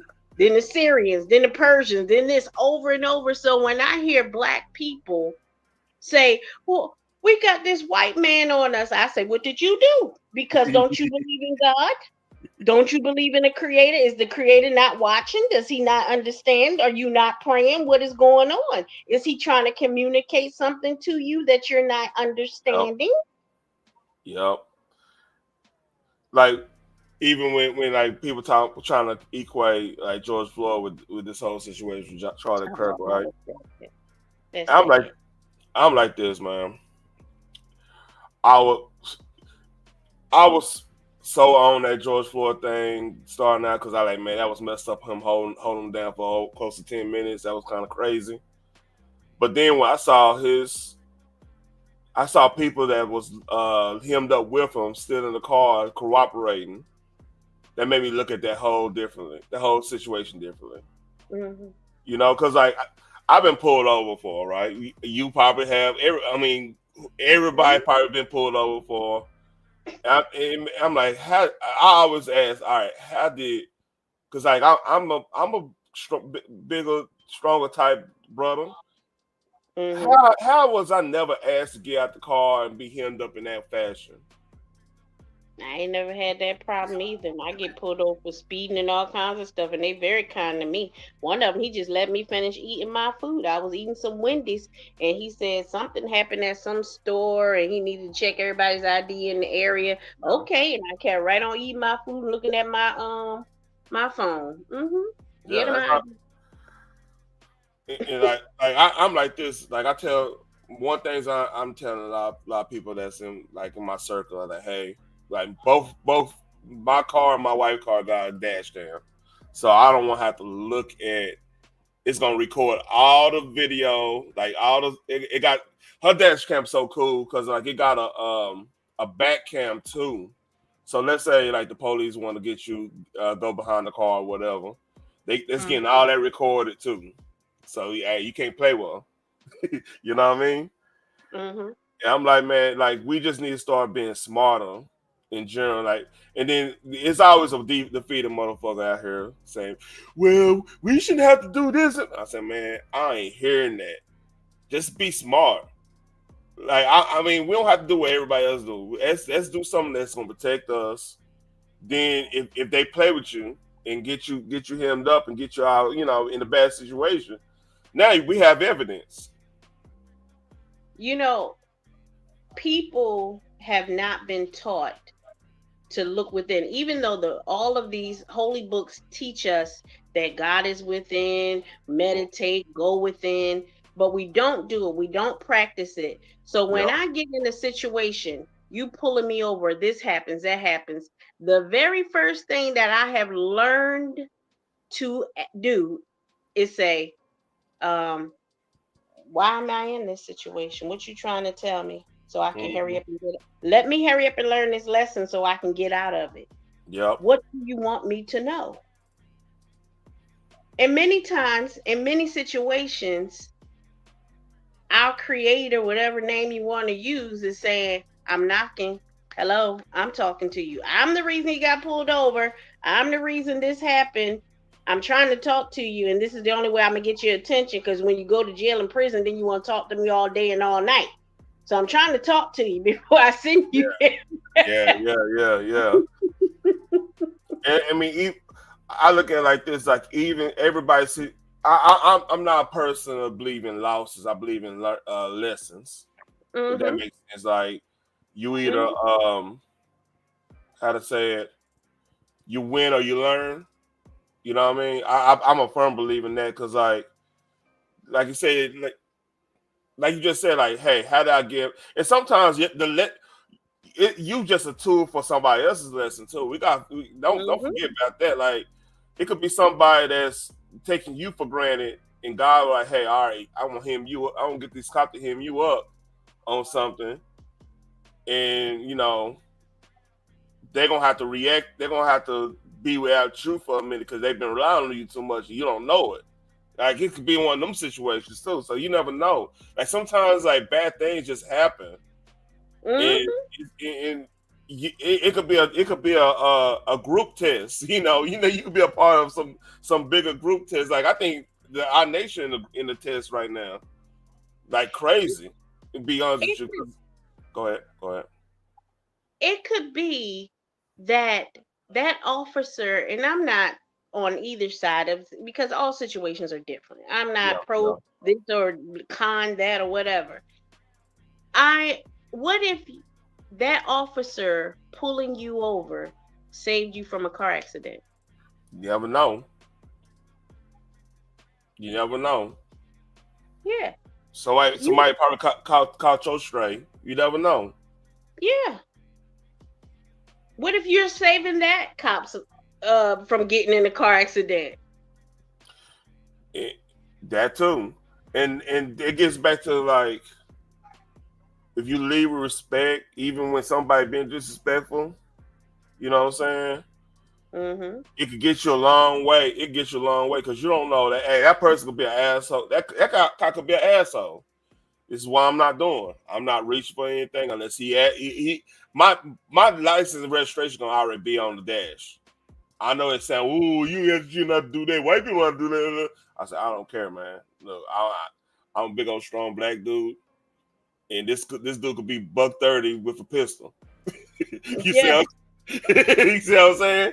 I might look like, you don't know. I might look like the dude they just hemmed up for doing something to somebody else. You know, you don't know.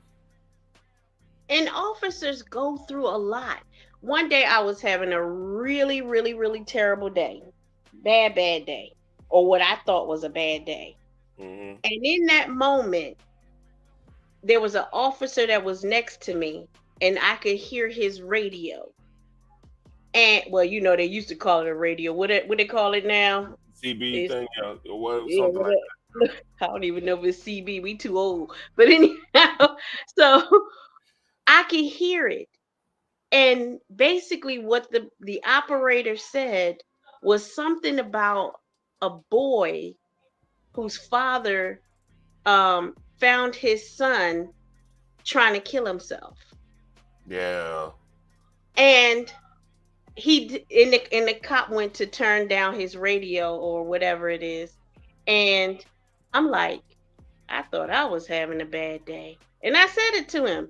I'm like, imagine if he gets that call 50 times a day through his one shift. You go to a place where a person is trying to kill themselves, or they killed their children. You walk into a scene and there's a bunch of children dead. Just because we didn't see it on the news doesn't mean that officer didn't already run into that kind of situation today. Man. And he has more than one every day for 5 days a week and only get 2 days off if he gets that. Yeah, I had well, I used to work out with a couple of cops. One of the cops knew that dude that did that situation in South Fort Worth with the girl. Somebody called the police for a welfare check over the chick. I think Altanina, something like Altanina Williams or something like that. It was some, I can't remember the name, but it happened here in Fort Worth, right? Not too, but like you don't know how many times people got the police got called and somebody been on a meth rampage and did something to all the family members, you know, and you'll never hear it on the news because it's an open shut case. Like news don't even get there unless it's super gruesome, you know, or it's politically expedient in some cases. But like, what's up? Oh no, go ahead. So like that's why I just lead with respect. It's easier, you know, because like I like watching like some of the ex-mobsters when they talk to each other, right? And they out the game, they out the crime, but they don't insult each other straight up, even though they can't stand each other. Even when they mad, they don't insult each other. They say, you know, they'll be like, all right, we can handle this somewhere else, type thing. You could kind of tell it's going to another level. You know what I mean? But but they always kid me like, damn, they don't really go out and insult each other when they're having a full-time disagreement. So it just it always stuck with me. Like, you know, and these people probably got about 20, 30 bodies under their name. And we don't know about it. But they talk in public, they talking with respect, even though they don't like each other. Yeah, it goes a long way. It really does. My mother, and I said this today on Selena's panel, my mother always said she was very I thought she was passive. And obviously I'm aggressive. So I thought she was very passive. She used to say, kill people with kindness. If you don't have nothing nice to say, don't say nothing at all. I became antisocial because she told me don't say nothing if I ain't got nothing nice to say. Then they said I was antisocial, and I just ain't want to say nothing because everybody got offended every time I opened my mouth. So it took me 30 years to understand what she was trying to teach me. Mm-hmm. And when I finally grasped what she was saying, my life became easier. Kill people with kindness. I'm like, wow, be nice. Even if you don't like them, be nice. It's very powerful for women in that y'all. That's very powerful because like grace and a woman. I mean, you can say like stoicism for a man is similar to that. Like, because like don't be quick to rap. Don't be quick to be wrathful or something like that. Is that quote in the Bible? I forgot what the. I know which one you're talking about. Yeah. Slow to anger. Yeah, because like even it's a crazy about like the Bible and like Stoic thinking. You got all it's similar. They got a lot of stuff that intertwine. Like you read Proverbs and turn around and read Marcus Aurelius or some shit like that. You know, you learn something about yourself, and you always gotta. What's the way of saying it? You gotta see where people who insult you gotta see where they coming from. I learned that young. Like the biggest roasters in my school was the cats out of projects. They'd be the hardest roasters. And they'd be creative with it because like that's all they got. I had to realize that because like I remember when I initially started growing my dress like in high school. I cut it off before then and regrow. You know how it is when you're young. Gotta get a job and all that stuff. And I had a girl that she did the twist and everything. This project cat was always roasting. I just had to sit back and like, why are you roasting when you don't got anything? I used to think like that. Like, why are you? Everybody be let. So I one day I just say, man, you only roast good because you don't got anything. And they bust out laughing. He looked at me like shocked, like it hurt him. We ended up being cool, but it made me be more empathetic on situations like that, man. Because you don't know what people are going through. Sometimes you have to look at them almost with a pathetic eye. That it's not, and I don't mean that negatively, but in order for me not to hurt your feelings, make you cry, make you lose yourself because you don't know what that person is going through, and you don't know if they're a ticking time bomb, and you're getting ready to pull their heart out their chest and feed it to them. You have to look at them with a pathetic eye, like your life is nothing. And that's not to say that they're nothing, but you feel that low of yourself that you need to attack another human being for no reason. You don't love yourself. So I look at you with a pathetic eye, not in a disrespectful way, but it's my way of understanding you. It's my way of calming the evil ready to bust out my chest and bust you in your face. You know, like your life is dirt. Damn, you like this dirt is crazy. but I think it's levels to it. Like if if it's established as friendship, that's one thing. Cause like friends rib each other all the time. Like that it's a you don't always want you want somebody to be there to kind of keep you humble in a way, because like you could lose yourself too. Like imagine like not knowing yourself and becoming viral overnight on some YouTube shit. And got all these people in your head. Hey, you can market this, you can make this your brand, you can do this, and not really understanding how that works. Yeah, you might need a friend and be like, hey man, you know, I remember when you used to pee in the bed. Now don't chill out. you know, shit. Humble Like, yourself. yeah, humble, but because then I look at it like this. Then I think clearly more when my head ain't up my ass. I mean, I think a lot of people do. Like, you'll think clearly, you'll see the situation way better when like, I don't know how to really word it. That's my argument for the 2-parent household and one and not the alternative parent household where it's the same sex. I'm for the opposite sex for this reason. Y'all can do what y'all want to do, but I don't think you should raise any children. And for this reason, for a girl, mama is there to humble you. Daddy is there to nurture you, make you feel, like you're the princess, you can't do no wrong. Yeah. And it brings you balance.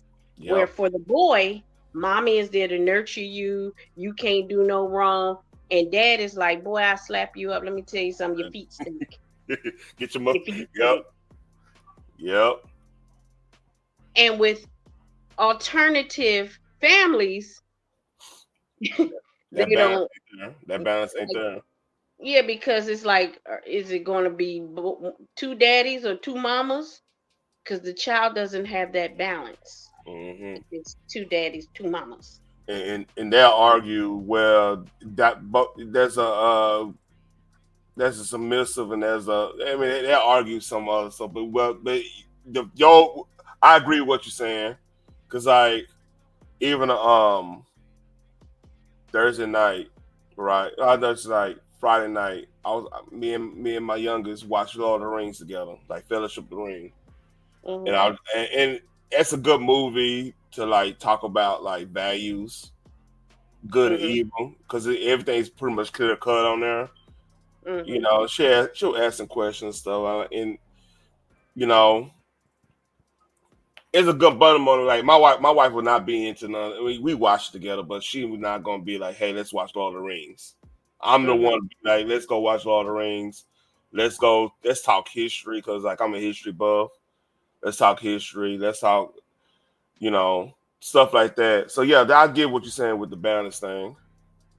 If I was bi, I still would nurture a boy over a girl. I'm still going to humble that girl because she's still a woman. Mm-hmm. So if there's a same sex going on in my house, my daughter would still get the same thing because we're still women.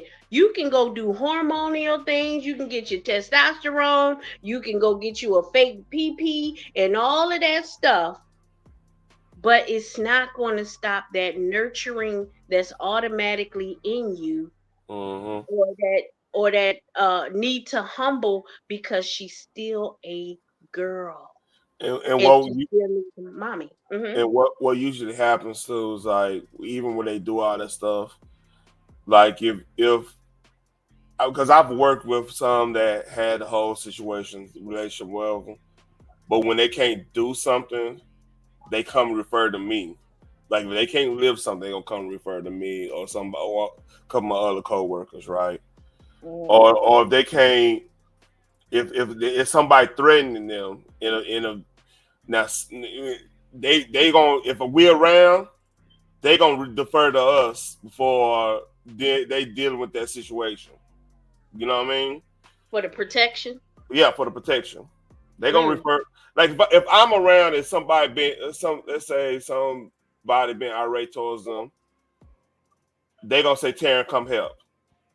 You see what I'm saying? They gonna act like a beta male when they really a beta female. Something like that.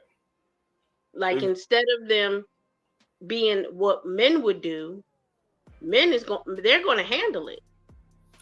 I've seen full ass studs act feminine when everybody feminine towards me when nobody's around. It's the weirdest shit ever.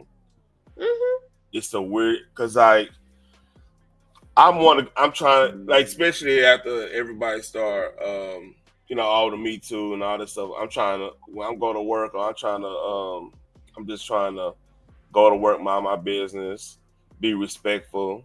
If we talking, keep the door open if we talking long, type shit, and go on my business, do my job, right? Mm-hmm. But then to see like a full stud now acting like a feminine towards me when nobody's around, that's odd. That's like, where this coming from? Why you not? What's happening, bro? I start thinking like what's going on? But in reality, man, it's like nature's going to be nature. Look, did they take the eggs out of her ovaries? I don't know. You still a mama. You still a mama. You got them eggs in your ovaries. No, they may never be fertilized with sperm, but you still a mama. Uh-huh. When they did all that surgery and hormonal, did they kill the babies in you, mama? And I blame this a lot. A lot of this is single parent households. That part, a lot of that coming from there, because like a lot of people, like on a woman's side, like the girl, they all see what their mama went through, so they don't want to be like their mama. So it's kind of they rebelling type situation. On the opposite side, on opposite side is the dude ain't there, and they've been around their mama so much, so they resent the dude because it's a resentment there, and then it's a lot of tampering. If you know what I'm saying. You got Magic Johnson. You got Magic Johnson's son. Was he not there for his son? Man, Magic was Rolling Stone too, man. But after he got that AIDS, he wasn't rolling no more stones. Them women ain't want nothing to do with him. And let me tell you this story. I had a co-worker. He was custodian at the job I was at, right? Mm-hmm. The shit. He was like, man, he was in the Navy. He went to Perth, Australia, right? Mm-hmm. So he was, if you know anything about Perth, Australia, with the young black man, they love young black sailor. You go there, it's a party. So he was telling me he went to go see some chick, right? It's funny. And she, on her nightstand, she had a picture of her and Magic Johnson, like all hugged up together. And he looked at that picture. And he looked at her and said, I gotta make the ship. We about to get over. He got up out of that motherfucker so fast. He's like, hell no, I ain't about to play with my life.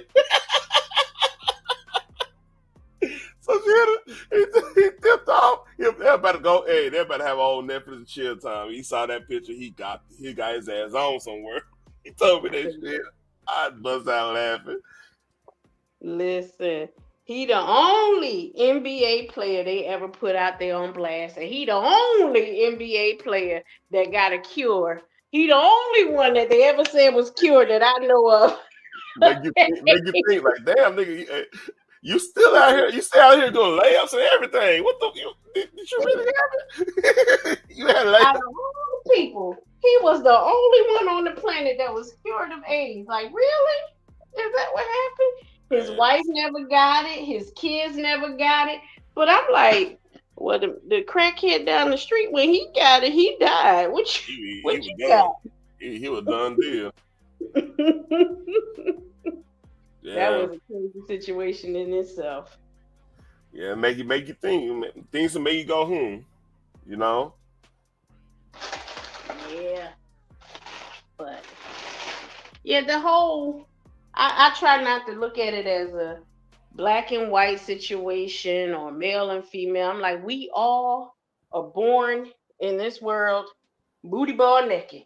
And we all got to go through lessons, problems, and issues. And what color are we in the womb? Shit, nobody. Hey, both my daughters came out white as hell out that womb. You know what I mean? And when the eggs in the ovary are exact duplicates of the mother. So, and they're all female. Yeah, I mean, So guess what? It'll change the don't change the sex until everything get fertilized. You know the game. So guess what? You used to be a what? No, I ain't playing that game. I know. That ain't no game now. You just said it. You just said it. You don't get But hey, I'm not who I am till the egg fertilized. So hey, we gonna ain't playing that game now. Come on now. The point is, when we are in our mother's wombs, we all are feminine. We all female. Put it that way. I won't say feminine. I'll say we're female in the womb until the sperm does what it needs to do to make that baby different. So really, is the eggs consider us until because it's a whole conception of life thing going on. That's the whole argument. A woman doesn't carry male eggs. She only carries female eggs, and they're exact duplicates of her. But what I'm saying is, though, them eggs can't just make a kid. You gotta have fertilization. I did say that. I mean, I'm not arguing the fertilization. What I'm arguing is when it's an egg in that mama's womb, it's female. And it's a mermaid because that baby is underwater until it comes out. Okay. So we were mermaids. So you are no longer female, and neither one of us is no longer mermaids. We no longer breathe water. We no longer breathe underwater. I'm gonna let you have this one because I think we getting in one of them. What's an esoteric discussions? I'll let you have this one because it's not even esoteric or whatever. It's biology. It's call your doctor and say, "Hey, doc, was I breathing underwater?" Yeah. Was I female according to my mama's eggs? Yeah. Because what makes you masculine? Besides that's why I was asking y'all, I was messing with y'all saying, besides your penis, what makes you a man? Oh. And if it's your penis, when you didn't have a penis, you were what? Yeah, because you can make. What I'm saying, I'm not any. That egg isn't anything until it's. That's why I'm like, oh, you can have this. I ain't playing this game because you can have this one. Because I'm over here like, I'm thinking scientific. You making. I know what point you making. That's why yeah, you can have that one. You can have that. Because even in the fertilization process, it still takes how long before you find out what it is? You still don't know what it is. Yeah, because like I said, science. And that's just, we were mermaids. We were breathing underwater. This is how amazing the human, it's respect for the human body. Yeah. It's respect for the fact that we used to breathe underwater. Forget the gender thing. We used to breathe underwater. Yeah. I mean, if you believe in somewhat evolution, I believe in design, intelligent design, not like the whole argument with aliens, right? If even we see an alien, will we be able to conceptualize if that's an alien? Could we even? It's organisms we can't see right now that's flowing in front of us because of air particles or whatever. That's the only thing they could. That's the life is. You get what I'm saying? Mm-hmm. So what I'm saying, can we even, if we saw alien somewhere, could we conceive that's an alien? Unless we are taught, hey, this is another type of life form type thing that's outside this earth. That makes sense? Yeah, for me, I'm open to the possibility because I can't prove either way. Yeah. I can't prove the earth is round or flat. I can't prove it. So why am I even arguing something that I can't prove and I don't know whether it's true or not? And it's not going to stop the lessons that come. It's not going to stop the bills that come. It's not going to stop. Yeah. How relevant is this really in my life. That's how I look at it. Like, is it really that important for you to know? So with the Earth is flat thing, man, I try to tell some of the homies, man, that kind of fell for it. It was first designed as a troll, and that was like one of the first like AI viral situations going on, where they wanted to see how many people We'll fall for it. will go for it. And what a lot of times what I was trying to explain to, like, we have to understand like how flying happens, how, like, you know, it's a whole scientific situation, like formula on how to, because it's like momentum with weight density, stuff like that. Like, it's a whole thing they got with like aerodynamics and stuff. Because like flying is actually a elongated jump if you really get down to it. Because like y'all right now, just with flying in general right now, you have to have some type of fuel source. You have to have a certain shape of the plane so it could be more aerodynamic and last longer, won't have drag and the whole nine. There's a whole bunch of other stuff. And then like the curvature of the Earth, they gotta fly around the curvature of Earth so they won't, like, they could easily crash if they just don't go the right way they flying. Because like if you go look at aircraft control, like they got this stuff on YouTube or whatever. The planes don't fly in one straight line. They fly kind of over the curvature of the Earth, so they won't hit turbulence and be or hit wind shear or anything like that. So it's a whole, and that's why I was like, man, yeah. And then like if you ever like shot a gun long distance, the scope, if you have a scope, it shows like elevation, the whole nine. It shows all that stuff. So why are they showing elevation if the world's flat? You know what I mean? Stuff like that. And watch whooping his ass. But, you know, like you said, it started off with the troll, and I absolutely believe that people are born with crazy, sick sense of humor. And sick sense of humor. What I think is funny, people are like, what? Why would she say that? Like when I get to talking about dingers or something like that, and they, oh, you're a hoe. No, I'm not. I'm just thinking it's funny because of how you're responding.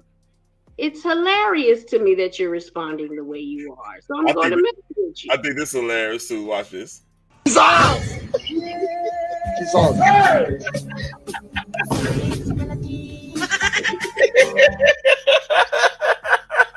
That's hilarious. Oh Lord. Let's watch this again. Hold up. He's off. He's off.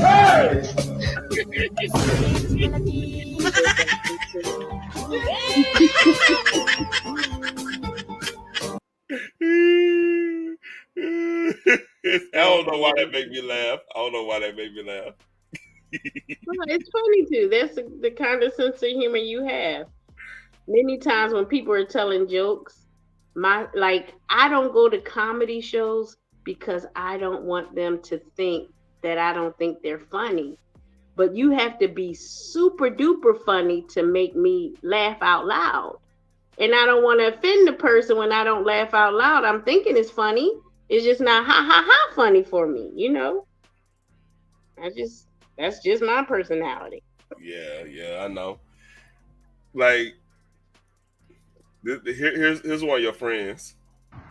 Hey guys, Brittany here. I'm a mess. I'm not doing good at all today. I'm like really angry and splitting so much, and I'm just like, I want to go back to bed, but I have to work because there's some like money I need to make. I'm gonna ask you this: where's she working at?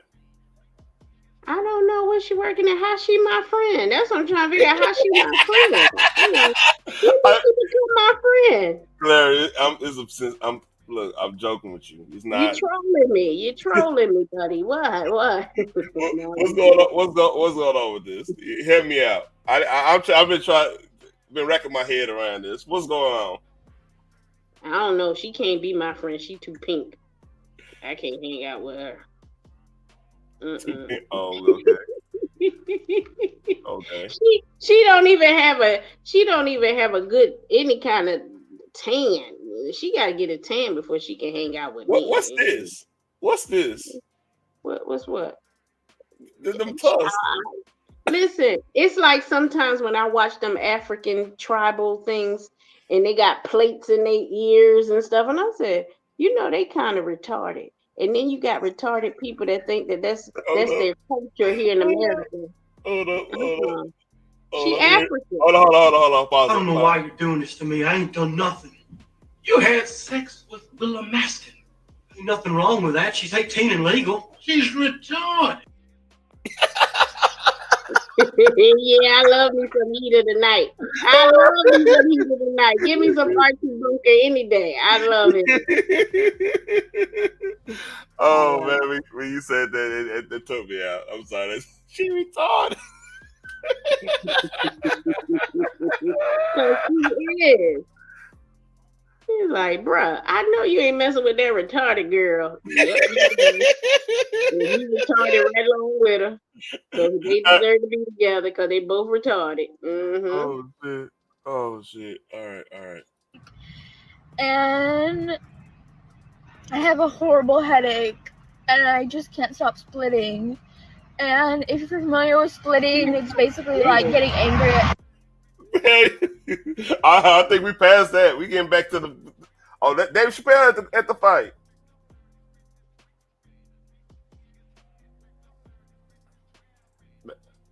Hey, everybody at that goddamn fight.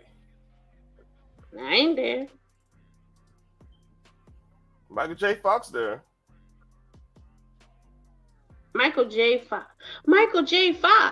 Yeah, he had the fight. With his Parkinson's?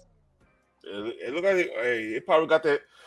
My mother-in-law got Parkinson's. They got pretty good medicine for it now, man. Like they control some of the symptoms for the time being. It's I rough. love me some Michael J. Fox. I used to Growing Pains. No, he wasn't Growing Pains. He was He was on Family Ties. Family Ties. Yeah. It's that other Michael. I think the other Michael is Growing Pains. The Christian. He became a good Christian and went nice because he was a bad boy on Growing Pains. Yeah, Marky Mark up in there too. Marky Mark, not the good Christian. He don't want to rap no more, but he gonna go watch and fight. I'm calling him out. I'm gonna call his pastor in the morning. He don't want to be Marky Mark no more. But you gonna call his pastor because they went to a boxing match? Yes, because even his nephew who's rapping was like, "Come on, do the rap or whatever," And he's like, "No, I don't do that no more." That was a different life. Da da da da. Like he a good old Christian, he don't do that kind of stuff no more. But you over there watching people brutalize each other and beat the hell out of each other. What kind of Christian is you? What kind of Christian is you, Biz? Claire, man, come on, man. Marky Mark. You just want him to take his shirt off. Oh, freaky ass.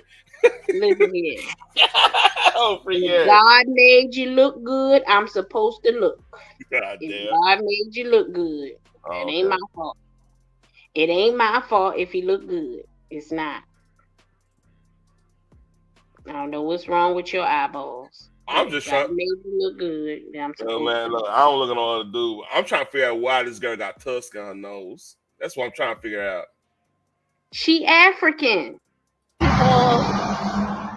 And like, what tribe? What tribe she from? Luca Duca. Luca. Why you put Luca in this? Luca chilling. Why you put? I don't even know. Is somebody named Luca? Luca does. You put him in there. Who is Luca? It's a real person named Luca. Yeah, Luka Doncic. He used to play for the Mavericks, now play for the Lakers. Like, I watch sports? Obviously not. So. Yeah, I'm like, well, who is Luca? I don't know. I'm talking African. I'm freaking. I'm fracking. I'm African. She African herself. She's an African woman sharing her culture with the rest of us in society, and you should respect How she her still, right. still African tribal stuff? We don't even do that shit. Like that's what I'm trying to figure out. There are some African. I was telling you that they put plates and stuff in their ears and their nose, and they look stupid as hell. So imagine her trying to get in a fight with that. I'm gonna leave that. I'm gonna imagine her getting her ass kicked in that fight. She gonna be fucked up. Cause all they gotta do is just pull that thing, and she done. Ooh, I felt it on my nose. I ain't even have nothing like that. You know, she don't need to be getting into no arguments with nobody because, baby, I'm just trying to tell you. Boy, uppercut on that chin. Yeah. Oh no, jab on. They ain't got to pull it. This guy jab it. It's jab it real good. You know what I mean? Good. Bam. Boom, bang, boom, girl. Yeah, you ain't gonna win that fight. Being able to control it and stuff like that. So yeah. And stuff I don't like know the that. exact definition of splitting, but I could tell I'm doing it right now. I would like to know. Say that again. I'm sorry. I would like to know her parents. Like, we kind of know our own people, and we can tell how they grew up. Like, we can tell, like, yeah, you grew up in the projects, you grew up in the hood. I don't know her people. I don't know her culture in that way to say, how did she grow up? Like, she doesn't give me Trailer Park. And we know Trailer Park because Trailer Park always trying to hang out with us. And we know the Becky. But who is she? I don't know. Gothic? She's not even Gothic. What is she? I don't know. I know white folks that would have been beating the shit out their kids. They pull this shit off. Yeah, like legit. I don't know what that is. That's different. That's that new generation on crack stuff. I don't know. Fentanyl babies. I don't know. Nah, this is going. This is her going. This college shit. Cause like you're not walking out the house, little man. You're not walking out the house and anybody. She can't be in the South. This is number one. She cannot be in the South. No, she ain't in the South. People She ain't in the South, it's like that. It's unacceptable. She's not in the South. She's probably not halfway in the Midwest. She gotta be West Coast. Or East Coast. She just got to be crazy. That's all. Just crazy. That's it. Realize I haven't taken my meds in like 2 days. I can tell. So, you know. Oh, she one of those meds, baby. Oh, I know her kind. She's SVS, baby. Everything is an issue. Everything she's allergic to. Everything is a problem. Everything makes her cry. She's bipolar. She's a med baby. She take about 50,000 meds a day. Everything she get, and the doctors can't fix her because she's keep crying. So they just keep giving her all kinds of meds to keep. Here's some Percocet, baby. Yeah, she a perk baby. Mm-hmm. But only thing she really need to be doing is like working on herself, doing something positive instead of just being on all them drugs. But she really can't. That's why they keep giving her the drugs, because they know they can't cure her. You know, there are people that are actually born chemically imbalanced. Yeah. And ain't nothing like, look, what could we do with Jeffrey Dahmer but kill him? But what could we do with him? He want to eat people and rape people and all kinds. What we gonna do with you? Ain't no fixing you.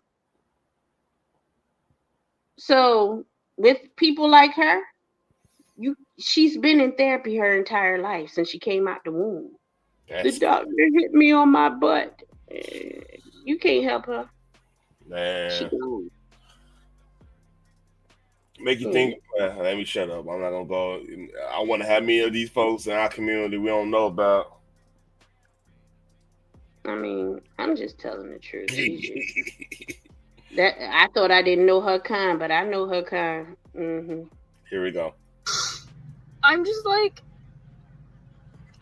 Question: how she blow her nose?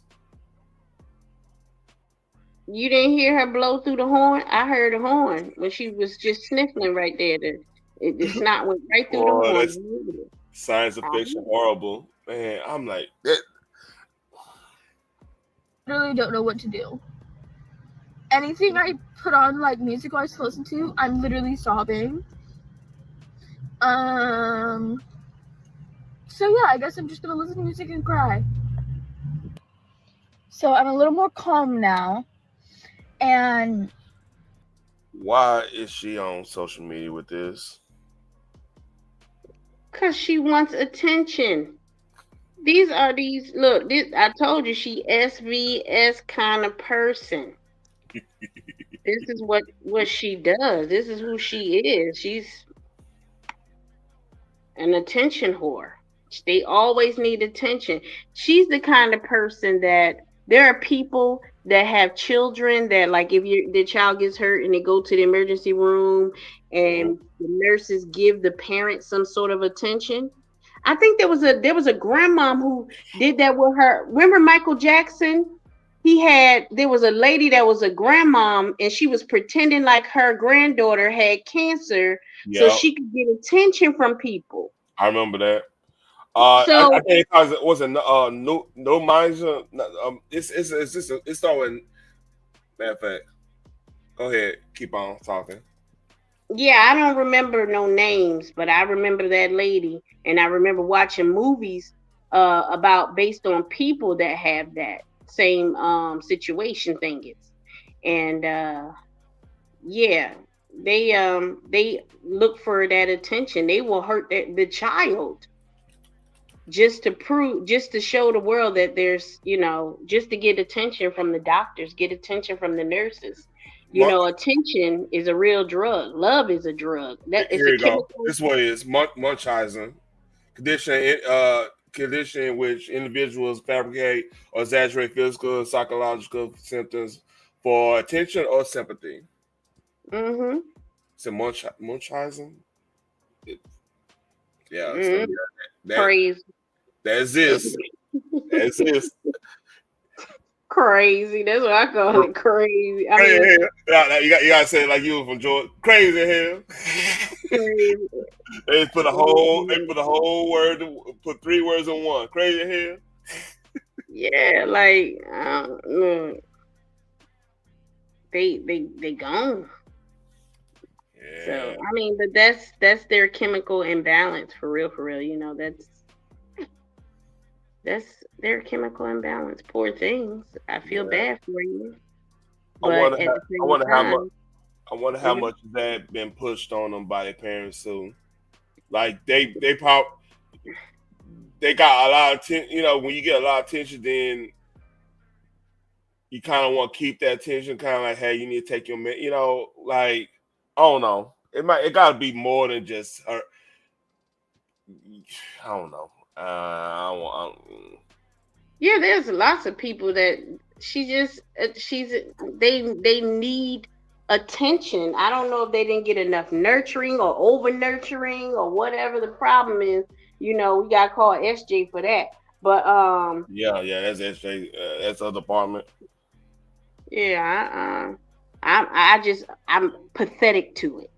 Okay, I'm pathetic to it. I understand it. I'm empathetic, pathetic, all of that. I get you. You said pathetic? I thought you said empathy. Oh, I got you. Yeah, I'm pathetic to it. I'm empathetic to it. All of those things. I get you. However, I pay taxes for disability checks. So my taxes is to pay them to stay away from me. And unfortunately, social media has given them access to me. And I don't like it. Because now, at first we were paying taxes so that they can get disability checks and stay at home and stay out the way, and we don't have to worry about seeing them. But now they got YouTube, TikTok, and I'm like, God dog it, didn't we hide them under the steps? Those are kids you hide under the steps. What's that movie called? What's that movie called with a oh shit! I went to go. I went to go watch that movie with my cousin. You know, Under the Stairs or something like that. Kids on the Stairs. Oh, I ain't watched that movie in years. I think who was it? It was somebody popular in it. Was it Johnny Depp? I don't remember all the details of it, but listen here. There was a time that people did keep the slow child because what was you going? We didn't have facilities to put the slow child. 1991. So you had to keep them in the attic under the. That's probably why they created attic. Yeah. Shit. I don't know. Oh shit! Look who's in it. Ben Rames, of course, is in there. I got it. I remember this. Hold up. I remember this. Hold up. Yeah, you know these. Shit. I remember. Yeah, you took it back. Yeah, they these people. You know, we used to hide them. We used to hide the family that there is one house people that had disabilities. that adults whisper about, and children cross the street to avoid. All right, I'm gonna find this trailer now. You don't inspire me. Thank you. I almost hit on that lady, but thank you, Claire. Yeah, I do the same thing. Y'all got inspire me. Yeah, inspire me. Yeah. So she one of those kids that back in the day they would either put them in a one of those asylums, put on some meds and give her asylum, and then they would make sure that she never have kids, she never be able to reproduce. You know that. Yeah, and lobotomy shit. I'm just saying what it is. I'm just telling the truth. I'm just looking here. I ain't lying. That's classic there. That's classic. I went to the movies. I was like, dang. I was 7 years old when I went to watch that movie. You know, had no business watching that shit. Think about it. People like her, she's not something new. It's not an anomaly that just happened.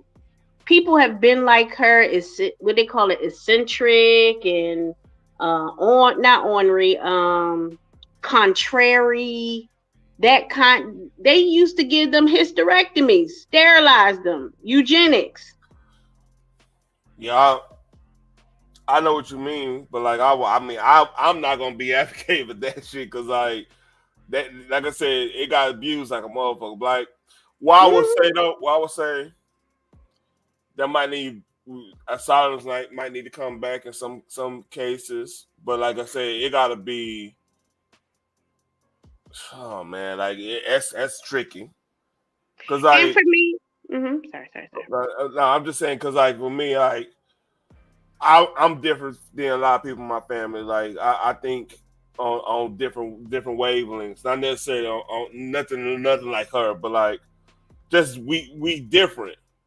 So that means that if let's say I become more successful than some family member or whatever, they could run that play, try to make me look like I'm crazy, like because this happened. A lot of people probably were Aries or something like that, like an heir of big fortune. They had ideas, but it wasn't what that whoever was running it wanted, or whoever was like holding, like doing the holding it down till somebody of age was running. It's a lot of situations like that. And next thing you know, they get found out. They try to make them look like they're crazy, and then all you gotta do is get a certain doctor, pay him off, him or her off, and then there you go. So, I know that's a particular situation there, but like a lot of that went down back then too.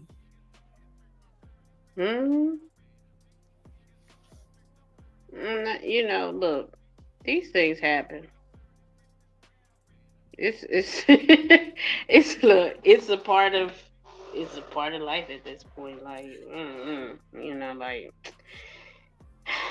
I would, if it was my daughter and she has a disability like that, and she's having sex or whatever, trying to have sex, or somebody could have sex with her and get her pregnant, I ain't taking care of that child. So, yeah, you need to go snip, baby. mama making the decision because I got to take care of you for the rest of your life. So I'm going to need a snip, snip for you. Mama going to need snip, snip. Sorry. I wonder where that comes from, though. Like, because, like, I know it's some people that chemical imbalances, I wonder how much of that genetics, you know what I mean? Or how much of that is just man-made chemical imbalance, you mean? I mean, that too. Like, cause I know people that does have like bipolar, but like they live regular lives. They take care. They keep a job and the whole nine. Mm-hmm. And I guess I don't know what type, because it's levels to it. It's not like being bipolar isn't just like this one monolithic thing. It's like levels to it. It's acute bipolar disorder. I believe that's what they call it, right? Correct me if I'm wrong. Well, with bipolar, to me they can still function. Yeah. So to me it would be, like it's okay. Like let them let them have kids. They all right. They just like I don't see them as really have that. They can function. They can function. Are you watching Crawford fight? It's on Netflix. I ain't watching no fight. I am not a brutal person. That's for you brutal people that like to see all of that craziness in society. Clara, I'm gonna tell you this. It's people with it's dudes with no shirts on. So there you go. I'll watch it. Yeah, but I don't like to see. I'm just fucking with you. Yeah, I don't like to watch fights. I just don't like to watch fights. I love watching fights. I'm sorry. Yeah, we just different. Yeah, I don't like to watch people fight. I like to hear them arguing and bitch so that could be funny as hell sometimes if the joke is really good. But for the most part, I don't like to watch people fight. It's just not in me. So this person before this fight started, I could post this. This person's mad because the retard word is back in rotation. So here we go. Is anyone else noticing that the R word is back? I'm running into it everywhere. Movies, TV shows, podcasts, real life. What's going on? With everything happening in the world, we're really adding this to the pile. What's happening? Public service announcement. Stop saying it. Stop saying it. It's never been cool. It's never been funny or edgy or interesting. It just sucks. And I can see how excited some of you are to be saying it again. No, you don't get to. It's not happening. Stop saying it. And even if you're not the one saying it, say something when it gets said. This is loser behavior. It's harmful. It's hurtful. It's dangerous. Take it from someone disabled. Stop saying the R word. R word back. I don't know why you're doing this to me. I ain't done nothing. You had sex with Willa Maston. Ain't nothing wrong with that. She's 18 and legal. She's retarded.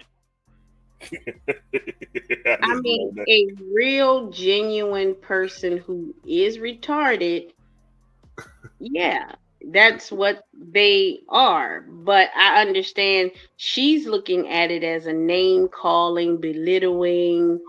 She's looking at it from that point of view. And no, the medical term is retard. So look at here. Man, people. Clara, people are so tired of walking on eggshells in general.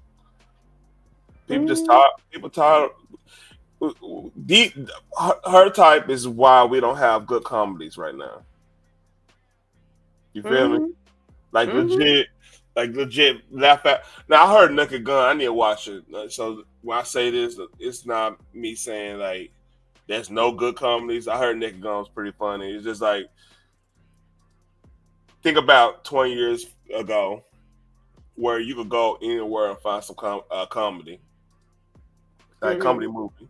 We don't have that no more, Well, people became a little bit too malicious, You know, we want to say, oh, you shouldn't be hurt, but they were, and they're killing themselves. And we still, whether we like it or not, whether we think we have the right to say it, if people are killing themselves, then we don't. That's just humanity. I don't need a law. I don't need the Constitution to tell me I got the right to say what I want to say. I don't have the right to call someone to kill themselves. That I don't have. Yeah, that's a little weird. That's a little weird. But like, here's what they'll argue though. They was on the type of time where let's say me and you, well, let's say we all went to go see Dave Chappelle or whatever. And we laughing at jokes he's doing. Not saying you would laugh at Dave Chappelle jokes and stuff. I like Dave Chappelle. He's funny as hell when he came down here. We actually watched him on my birthday, so I'm a Dave Chappelle fan, but not everybody a Dave Chappelle fan. I get that. Mm-hmm. So my point is, like, she would say that we are because he's joking about everything, right? Oh yeah, did you ever hear the joke he did about He did about he's like, I ain't gonna make fun of the transgenders anymore, so I'm making fun of the retarded folks. He said that. And then he started walking. He acted like he was like a person that was in the front row that was retarded. He started acting like, I'm like, what the fuck? He said it. He said, I'm paraphrasing. I ain't tell the whole joke, but he paraphrased. You know. I just think though he would be considered politically incorrect. You know, his jokes were politically incorrect. Things that people go, oh my gosh, but it was funny. We were cracking up. Like legit. And that's the beauty of it. I think this might be a Southern thing too. Mm-hmm. It's like I went to the Fort Worth show, right? I let it be known I'm from Fort Worth, Texas. I let it be known. I ain't let people know exactly where I'm at, but I'm where I'm from, right? Mm-hmm. And it was a mixed crowd. I mean, it was everybody in there. Like suburban moms was in there. The hood was in there.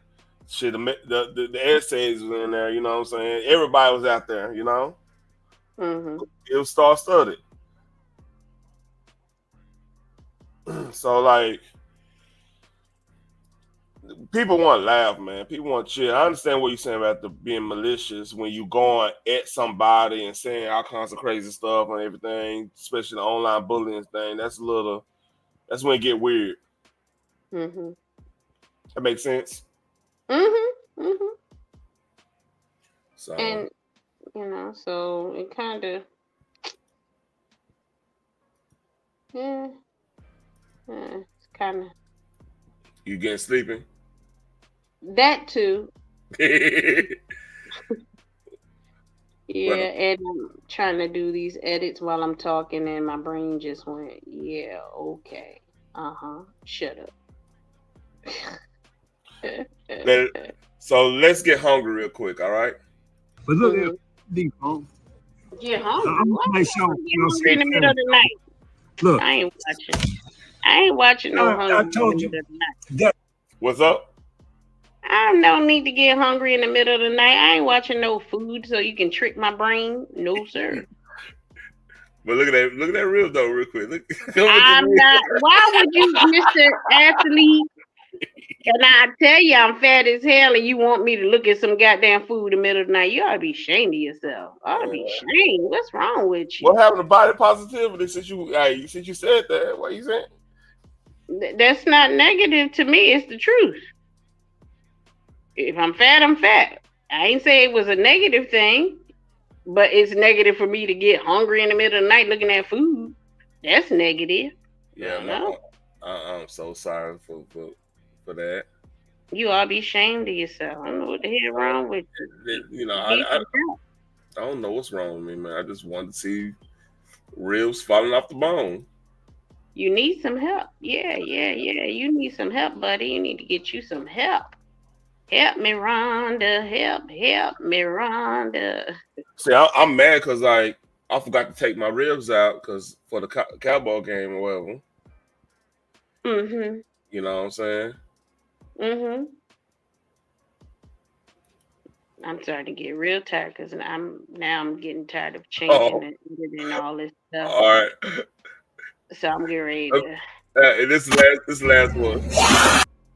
I ain't looking. I told you, man. I'm over here editing stuff. I ain't looking at that crazy stuff you putting up. Imagine you just vibing and bus and this fool do this shit.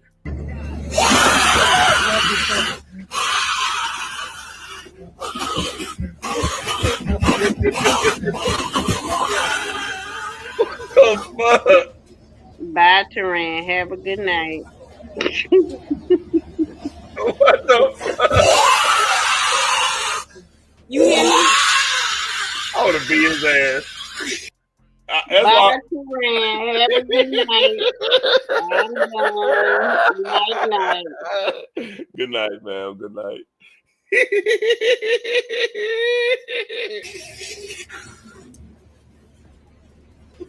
What the What the fuck is wrong with this dude? All right. It's time for the fight.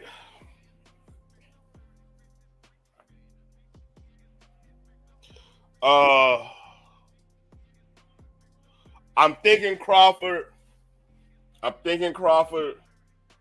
but man, he ain't did no.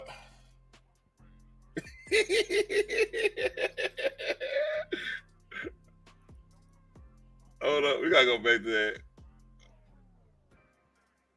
I'm thinking, man, it just man, this is a coin flip fight.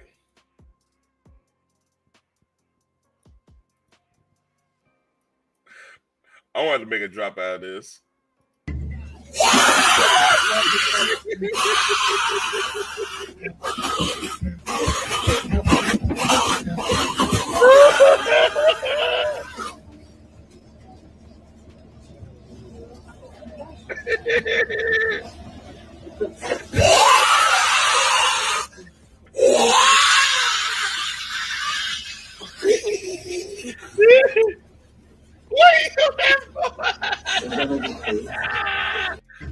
What you do that for?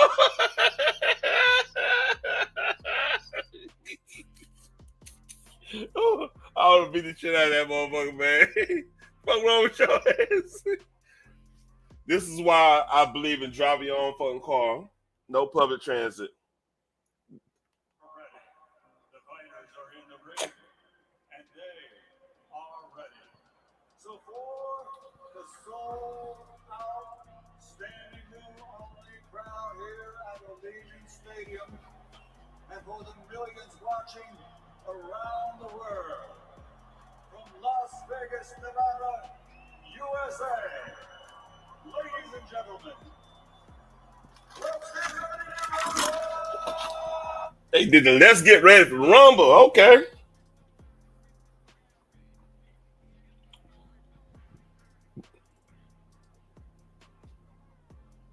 Man. That one took me out. I saw that. I was like, oh, shit.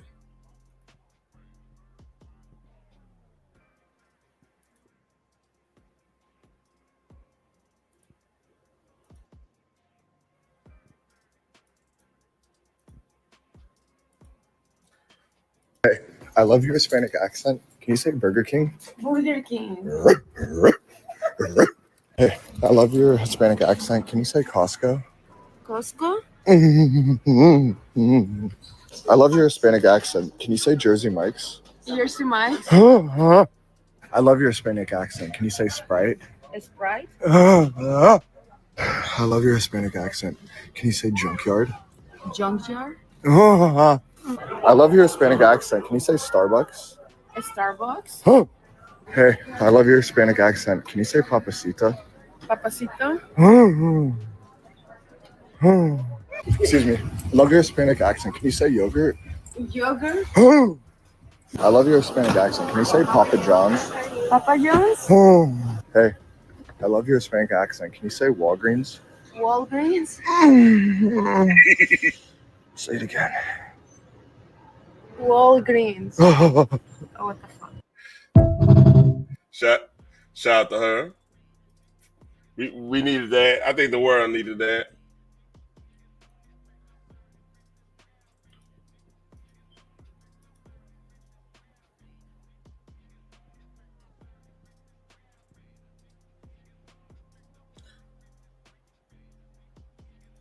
And the world need this. I'm just gonna let that sit. I'm just gonna let that sit.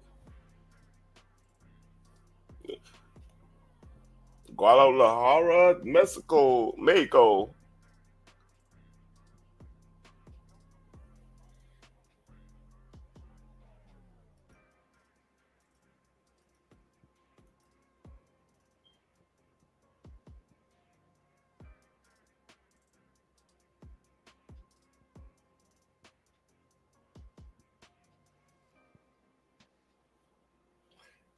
Man.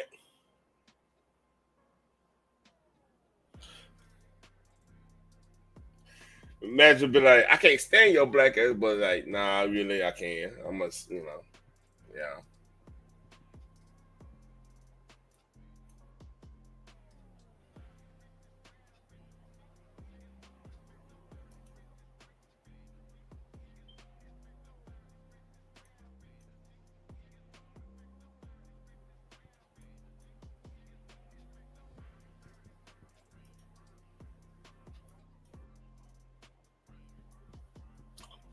This is the last one.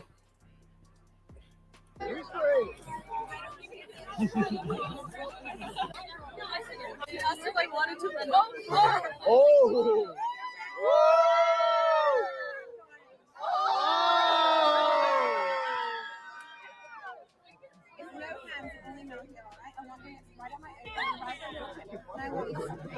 Yeah, you're free good. Eye contact, Johnny. It's me right now. No one else.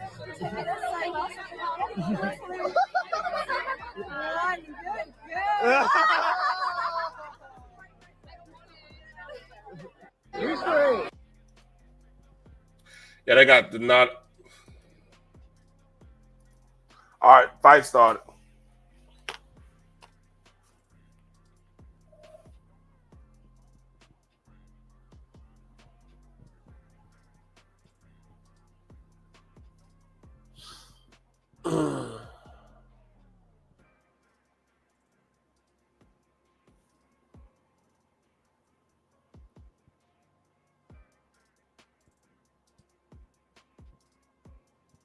Mm-hmm.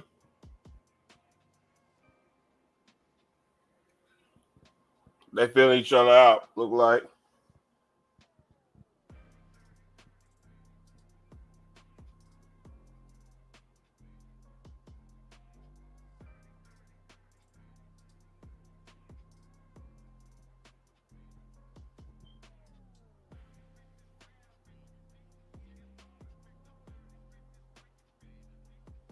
Yeah, Canelo, like he cut it out the ring.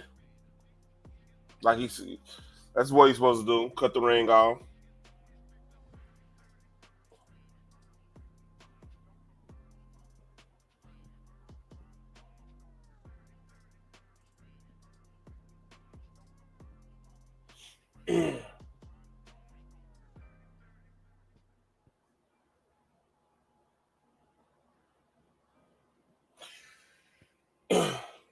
Niggas in the oh shit, nobody really. Let's see. Nice body. Left hook to the body from Canelo.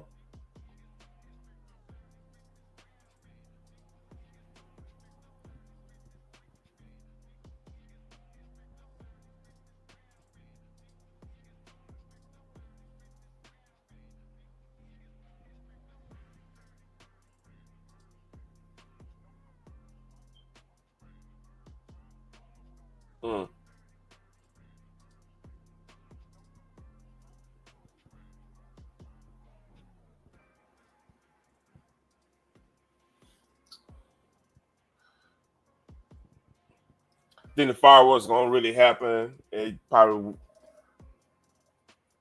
4 or 5. Okay, Canelo.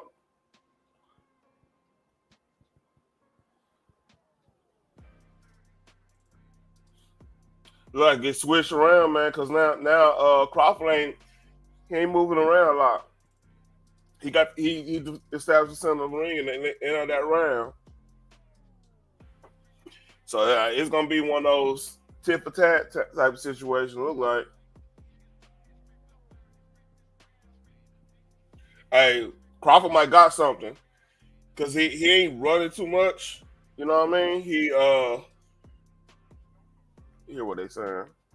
But make sure when you throw your jab, throw it to the hand. Throw it to his hand. And see if you're close enough to throw the double jab. All right? You get him on that angle? Oh yeah, good strategy.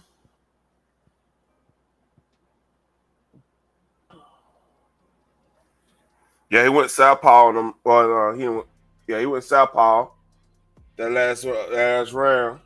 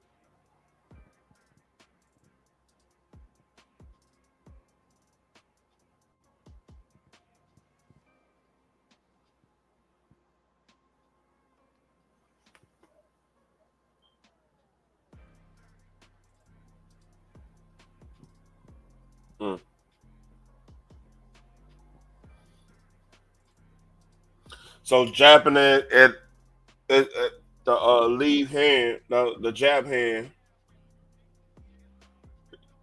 Crawford's establishing reach.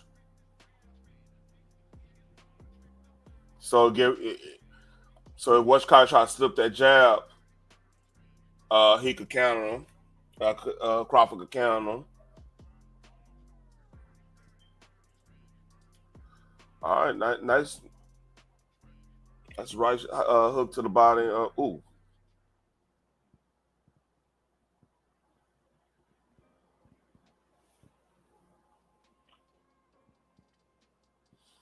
One bad thing about trying to do the jab you could hit. Westcott could hitting that body at that point.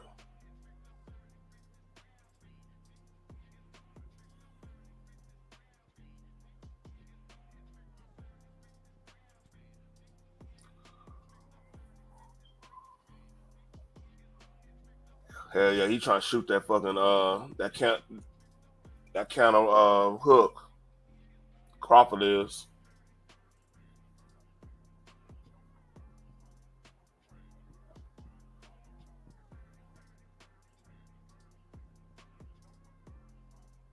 Oh man.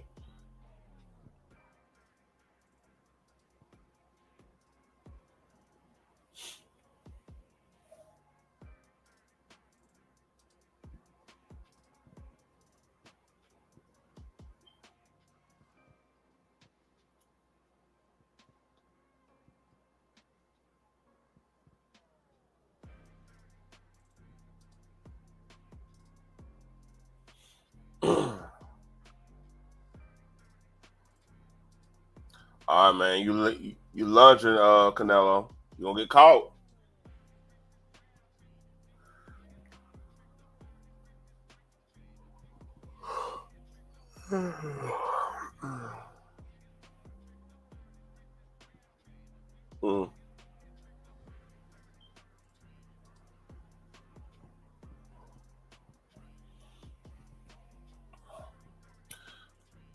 Yeah, Crawford's corner told him some good shit right there. You saw Crawford land the check hook as Canelo was landing the body shot, which took something off of the body shot. Yep.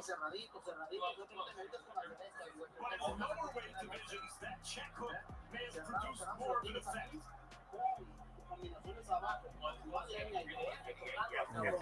My allergies bother me.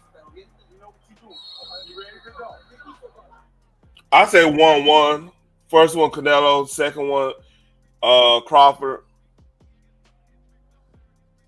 Because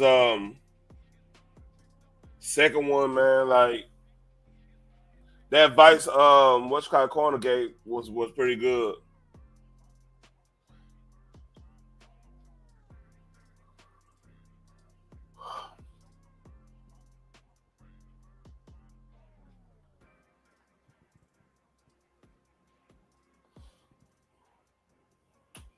I see Crawford's playing on.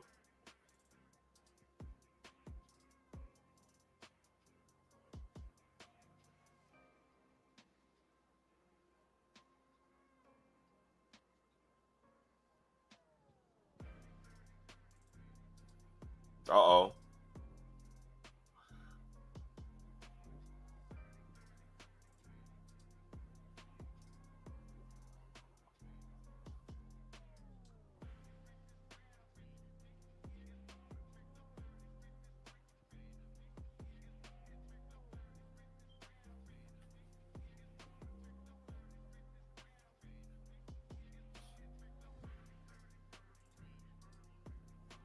Yeah, Crawford, man, is defensive as hell, which is good. That's what you want to be in these early rounds. You don't want to take no unnecessary damage.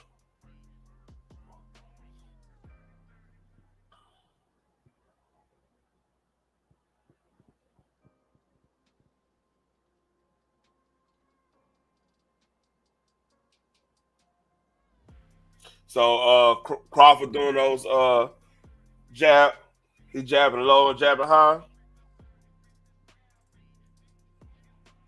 So it's harder to overhand right that shit.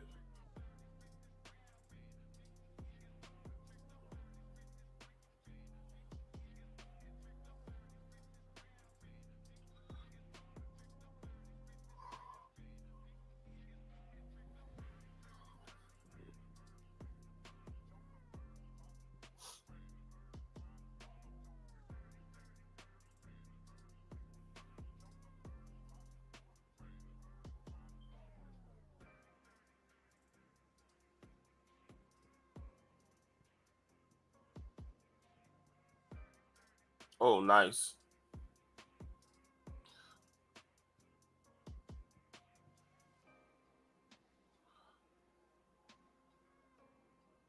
Canelo need to work the jab a little bit more. But Crawford's strategy is negating him. Oh, nice.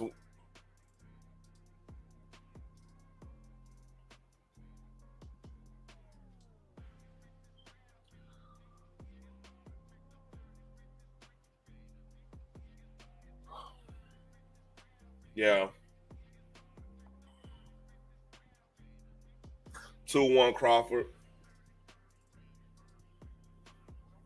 Canelo try to be more active, but I think Crawford they strategy working.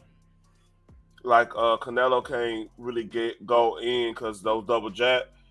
If you start getting hit with them double jabs, that's when that right straight come in, right hook come if you're too close. So like they negated his jab.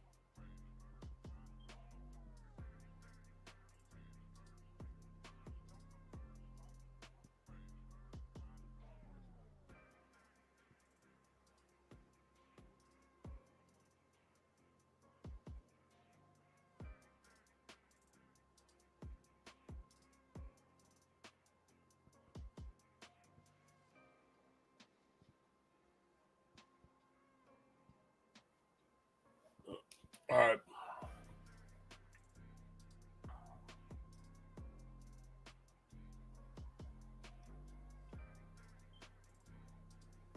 This reminds me of the Mayweather fight. Ooh, nice jab, man. Nah, hold up. Nah, that was a cross. He went southpaw.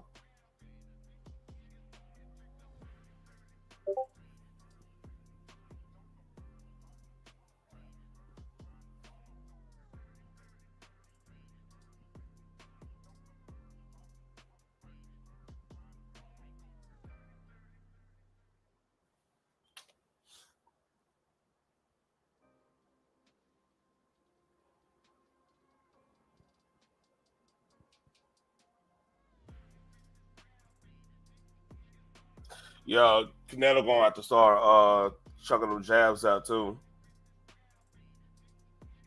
Just keep your hands up.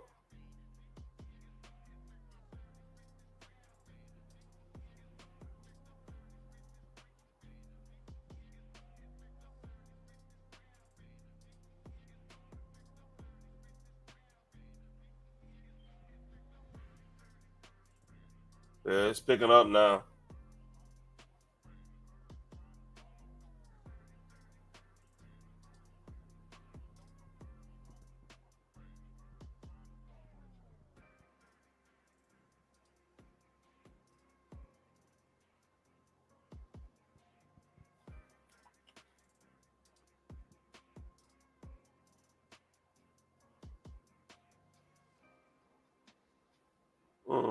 Them jabs are whooping Canelo ass.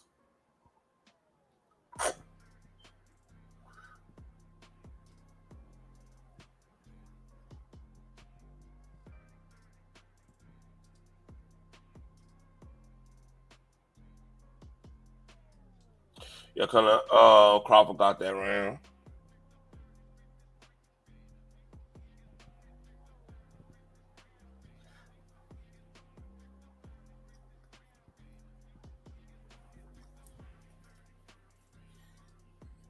Yeah, 3-1. Crawford. The strategy working like fine. That shit working.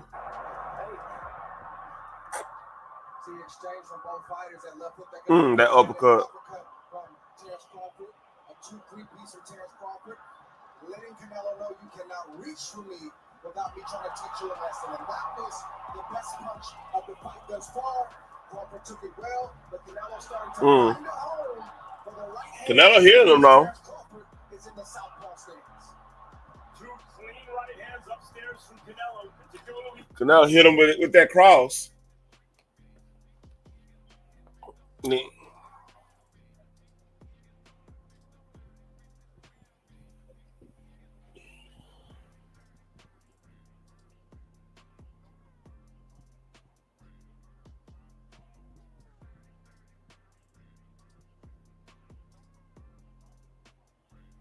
All right, let's see.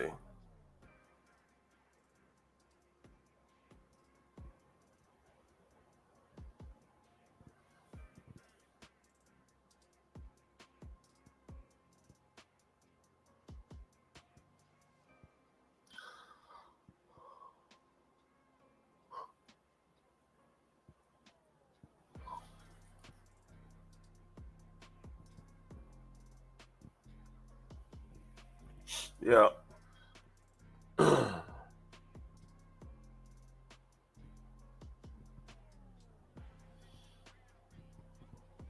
Okay. That first round. So they got Crawford 4-0. I think Canelo did get that first round. Be fair, but like I understand what that was a real close one.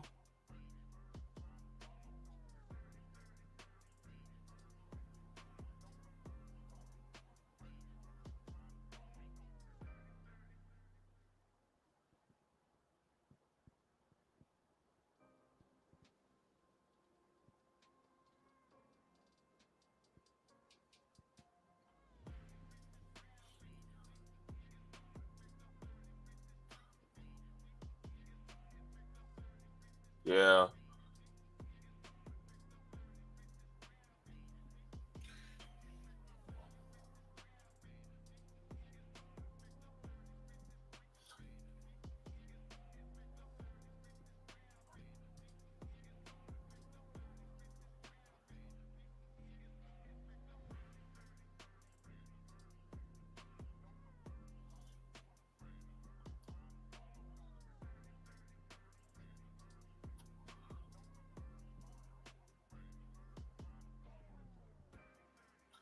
Canelo changed strategies.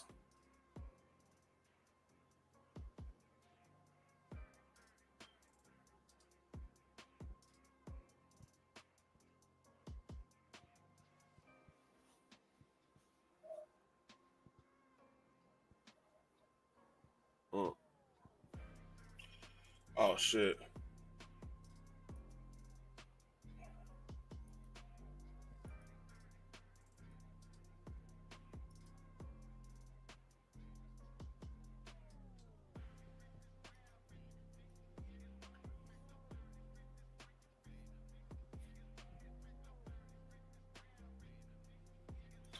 My computer about to restart on me.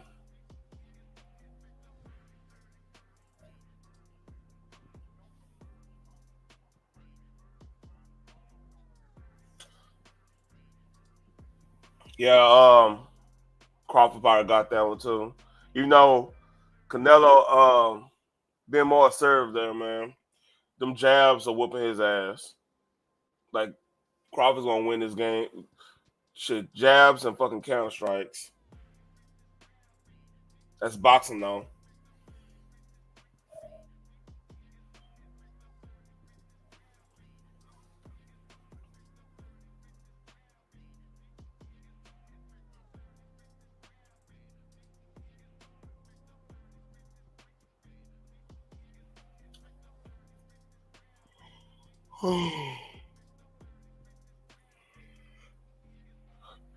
It probably got 4-1. Crawford, Canelo had probably. They gave Canelo that. I mean, they gave Crawford that first one, but I think Canelo was. I saw that was a Canelo kind of he controlled the center of the ring like he's supposed to. It wasn't that many punches been thrown. So I mean, I'm thinking like the judge would think. Uh oh.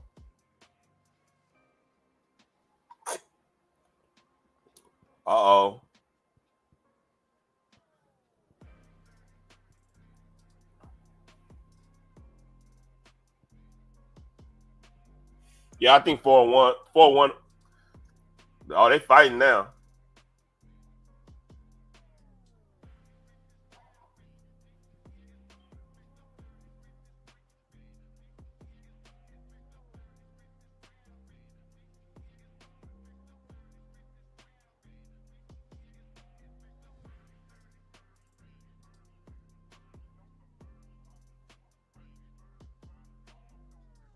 Crawford game plan is fucking top notch on this though. This corner.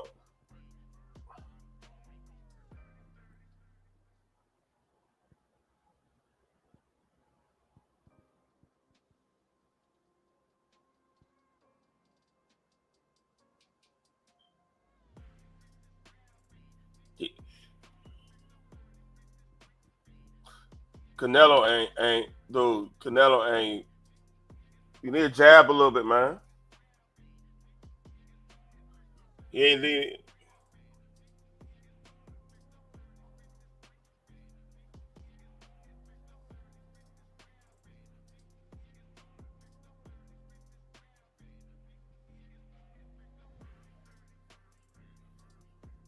Yeah.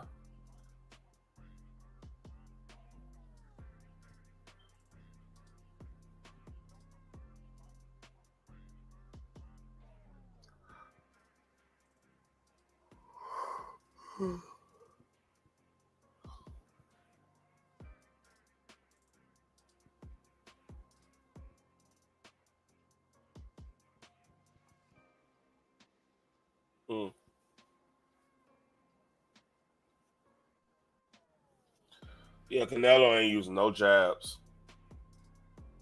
You're not being.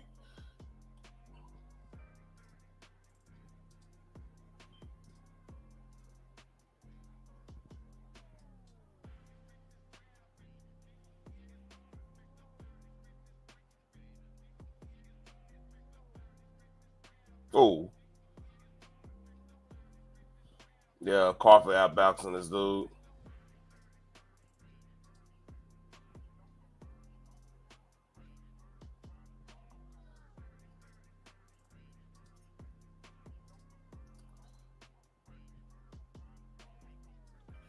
Yeah.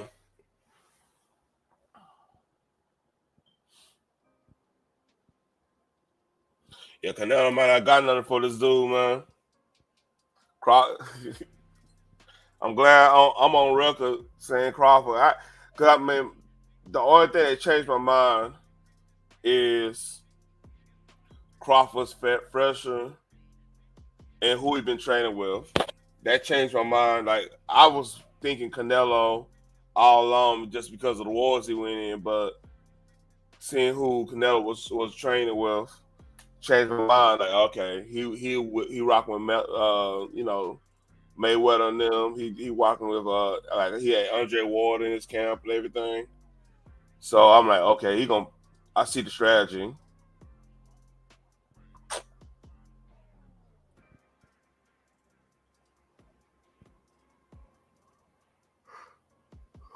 Yeah.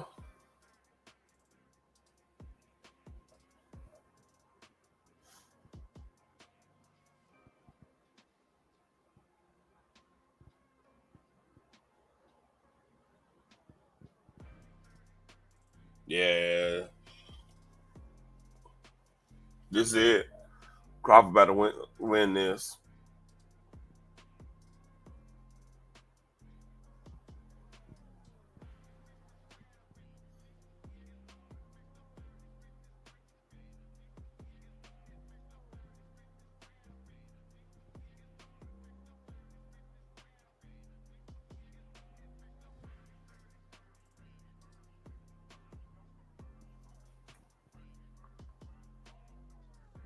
Oh.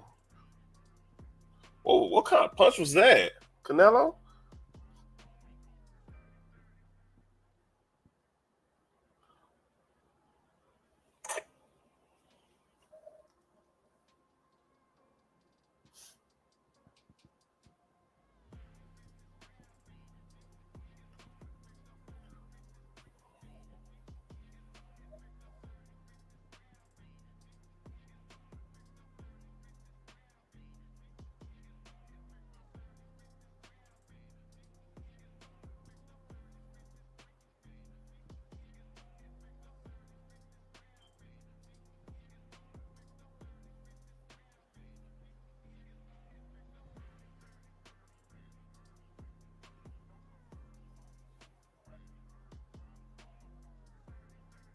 Doing a lot of feints.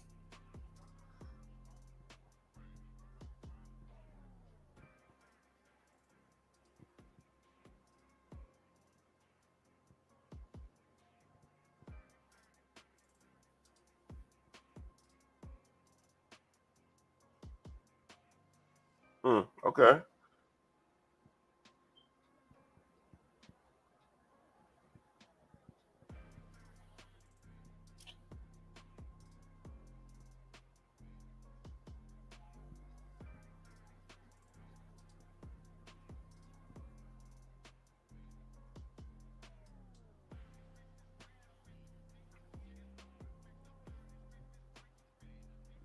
Yeah.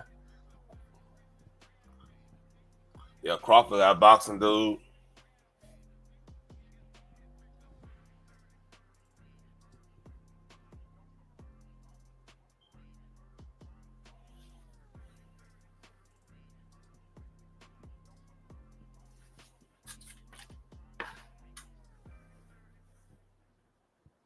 Ooh. I was an elbow there.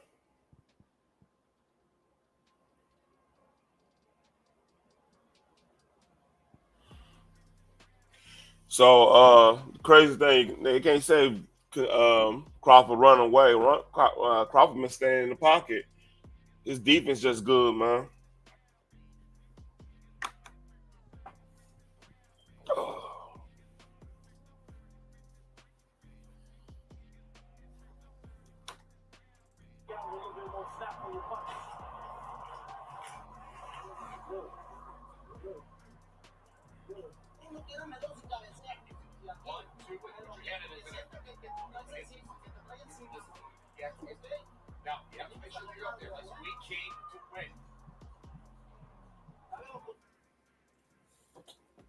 Yeah, I'm thinking the same thing, man.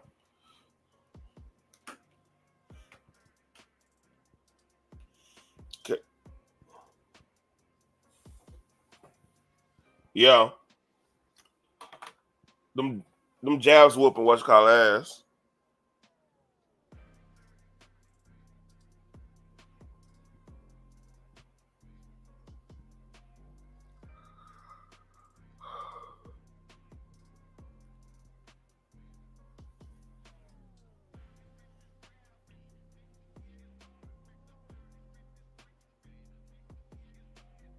Yeah.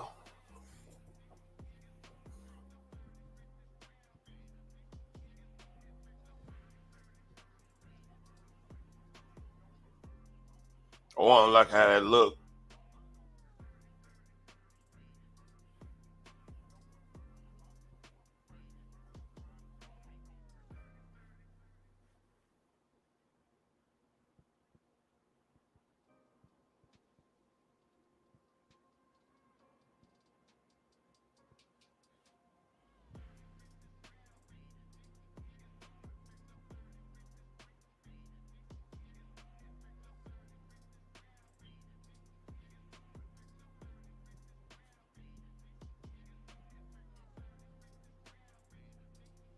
Man, Crawford's defense is spot on this fight.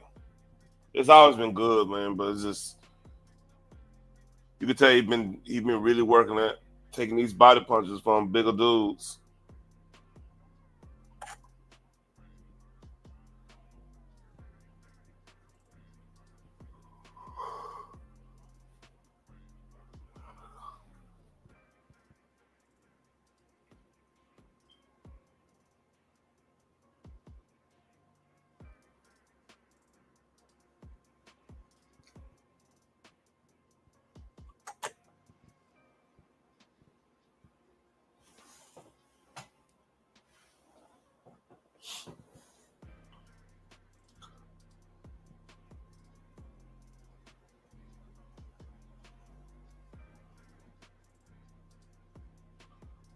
Fight out there.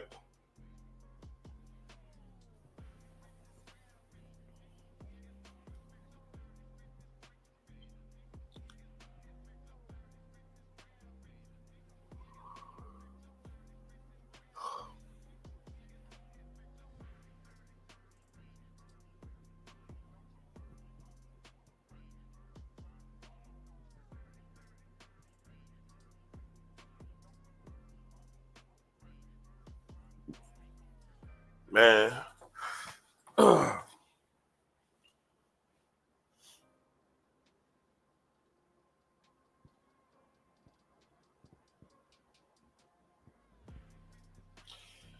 You know, I'll probably give Canelo that round. Cause he was more assertive. I don't think Washkai got any punch flush on him. You could make an argument that could be a Canelo round.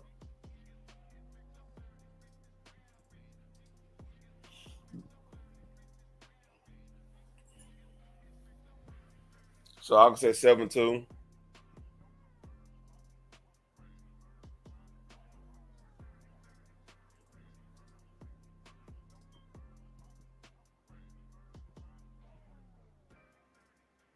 It's 6-2. I mean that's 7-2, 6-2.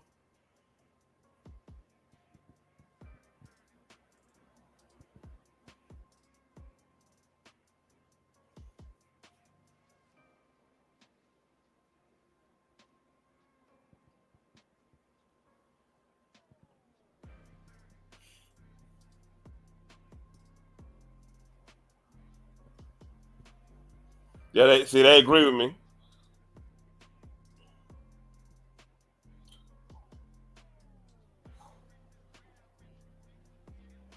Oh, okay.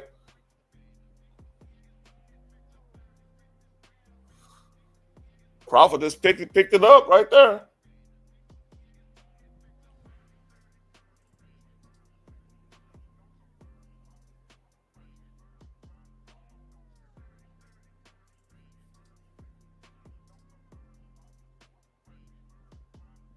Oh shit!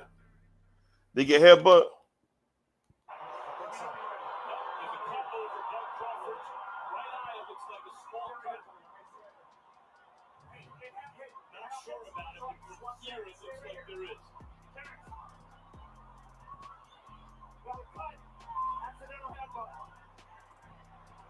Oh shit! Accident headbutt.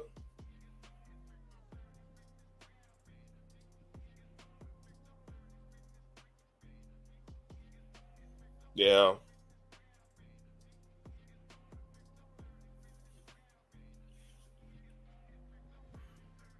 That's the first time Crawford been cut.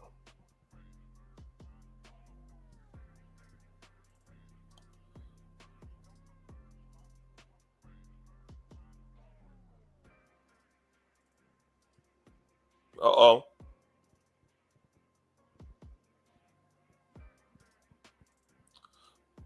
Okay, Canelo. Canelo coming with it.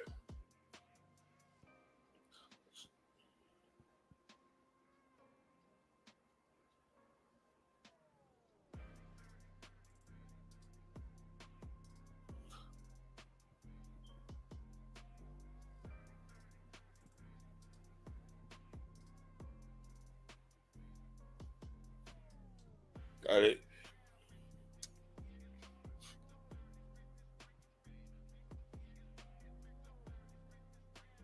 Mm.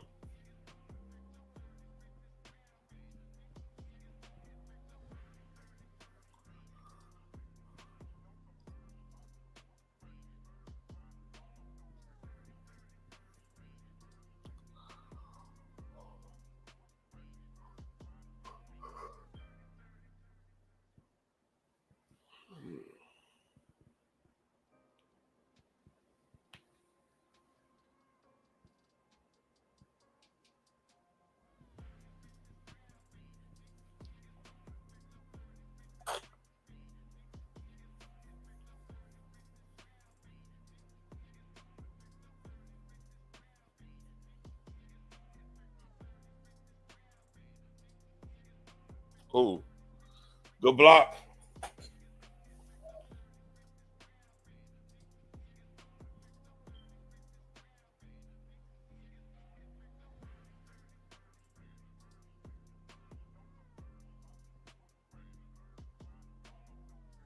Damn, they right there.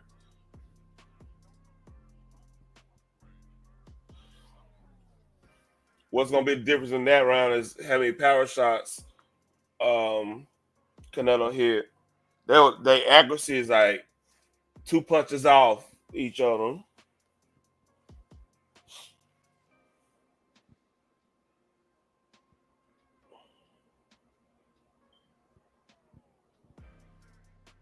Mm.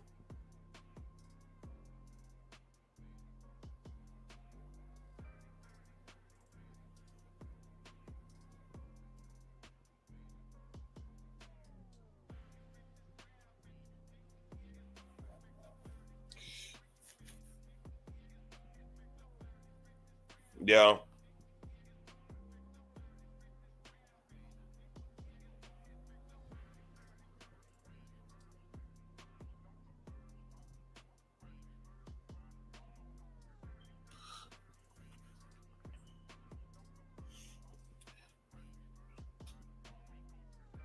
Yeah, they probably gonna judge that round how many clean shots hit because like they were real. Yeah.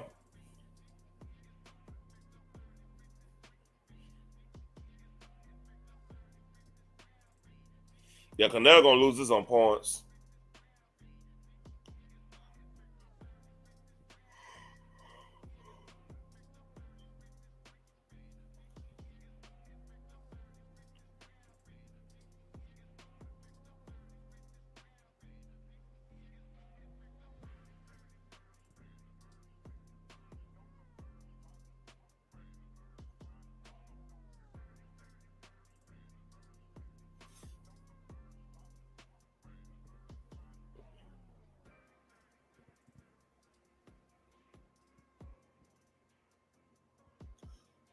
Yeah, Canelo's not setting nothing up at all. Ooh.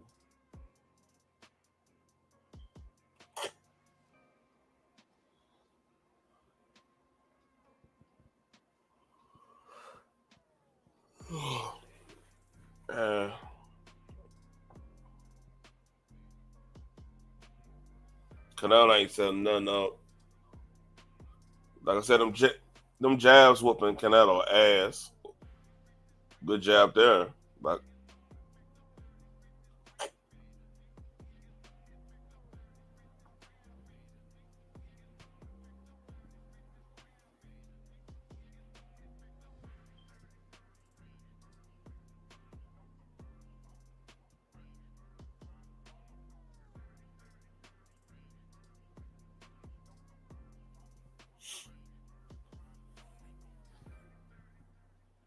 yeah.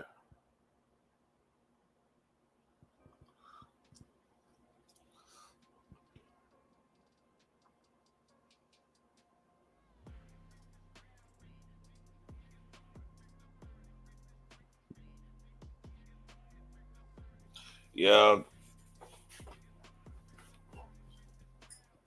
No setting up.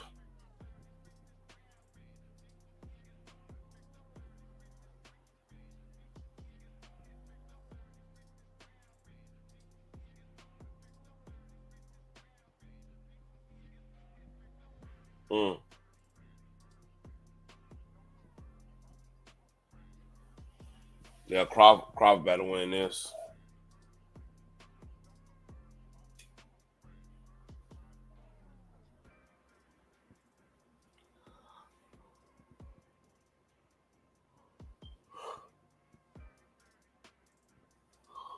Yeah.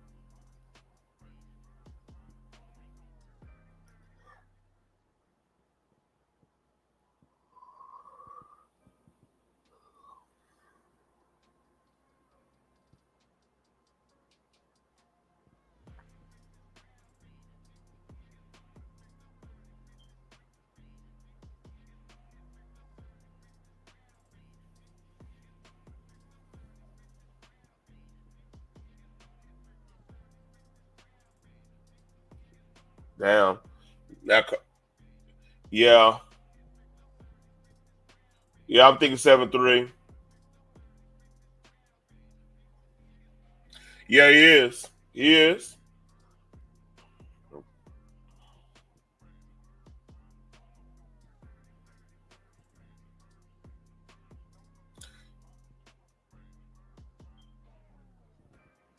Ooh, that uppercut, man. God damn, Crawford.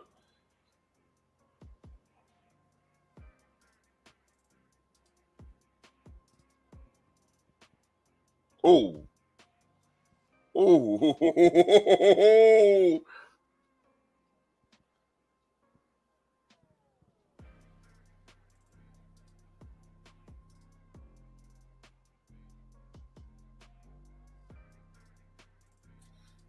Yeah.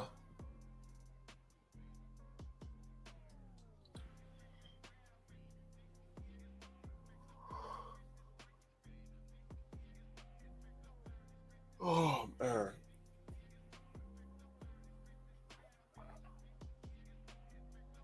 Oh, no.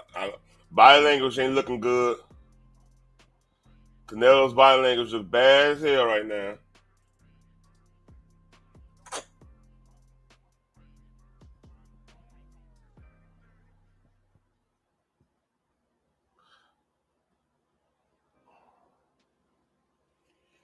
Yeah.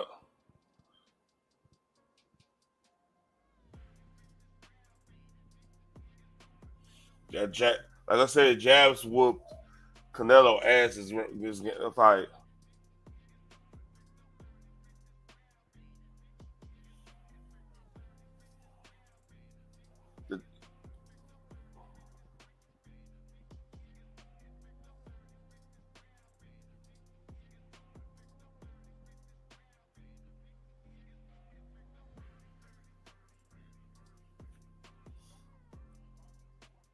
Ooh.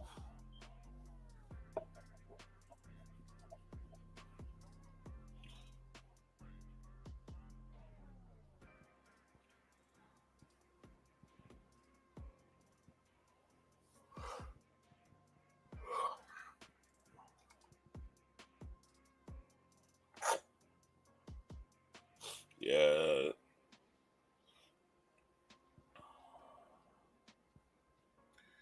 A3. Crawford whooped his ass. He went in the pocket with him and whooped his ass.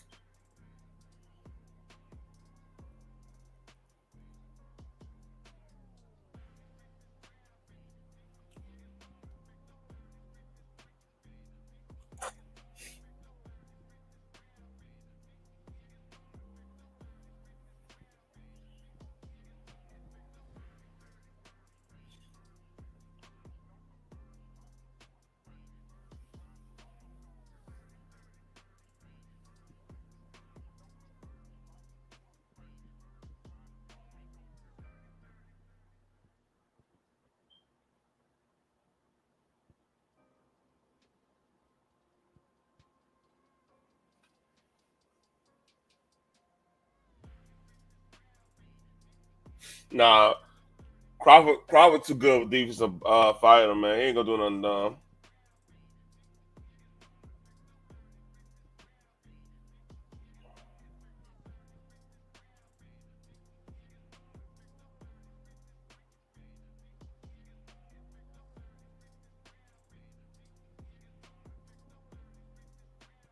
Ooh.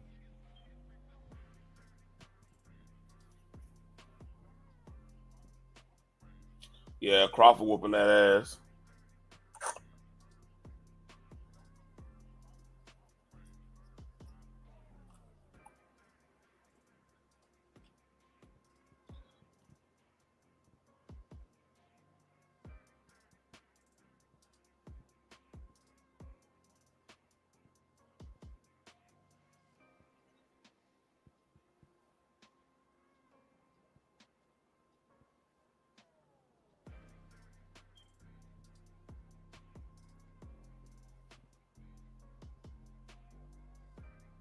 Ooh.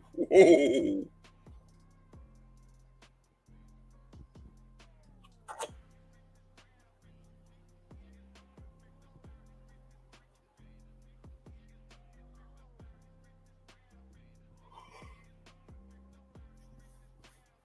Yeah.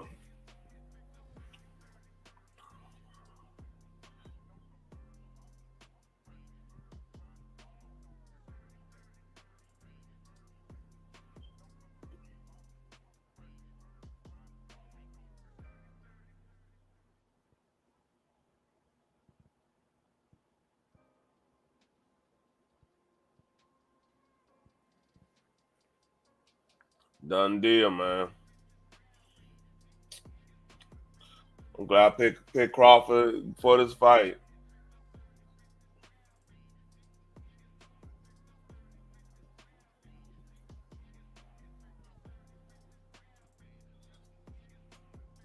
Ooh. Oh shit.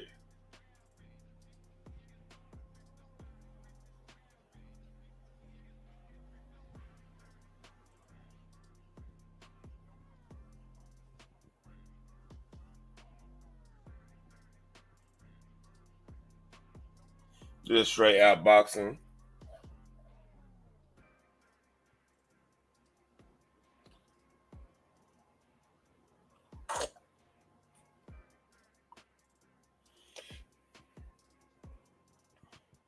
Problem Canelo got, he's not setting up no fight. No, oh, shit.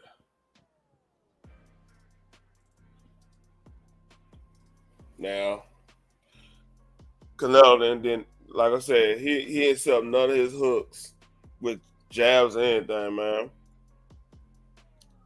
What's kind of neutralized his jab early in the whole fight.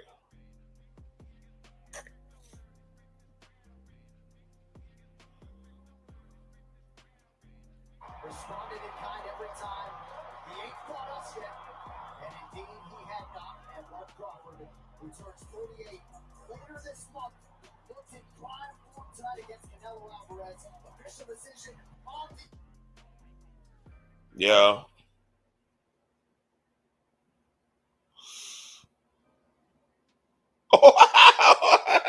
That replay was crazy.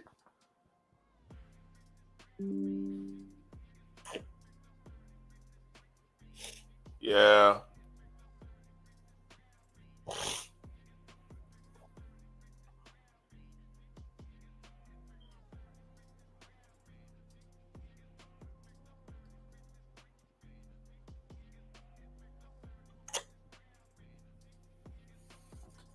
That fucking that replay is crazy. That motherfucker he punched him so hard he turned his whole body around.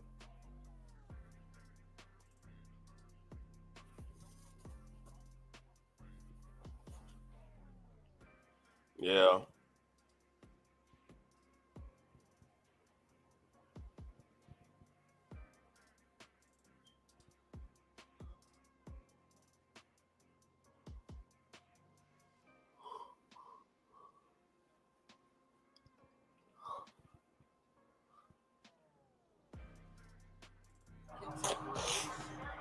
Picked him to win this fight. They felt as though he had more ways to win.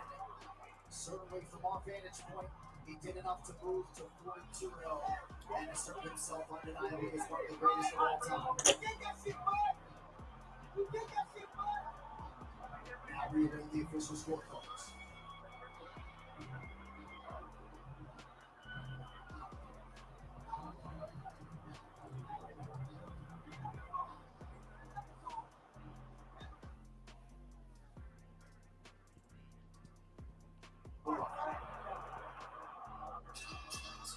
Ladies and gentlemen, after 12 rounds of boxing, we go to the scorecards. Steve Weisfeld scores at 116-112. Max DeLuca and Tim Cheatham both have it 115-113 to the winner by unanimous decision. The Fighting Pride of Omaha, Nebraska, USA. It's back in United States hands. Shout out to Nebraska, man. Y'all did.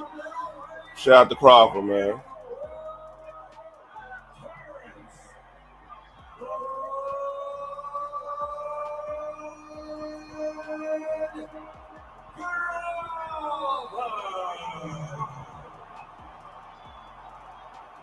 Yeah, that was a great fight.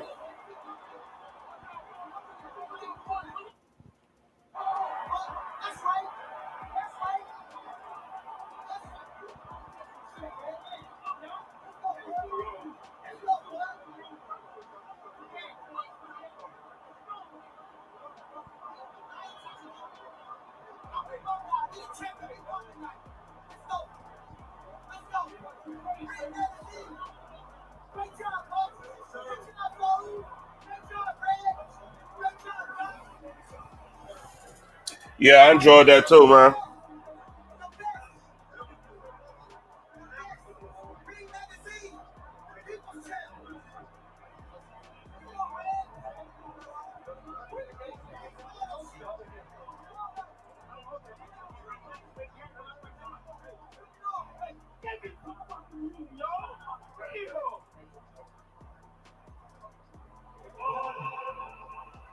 Congratulations on a truly historic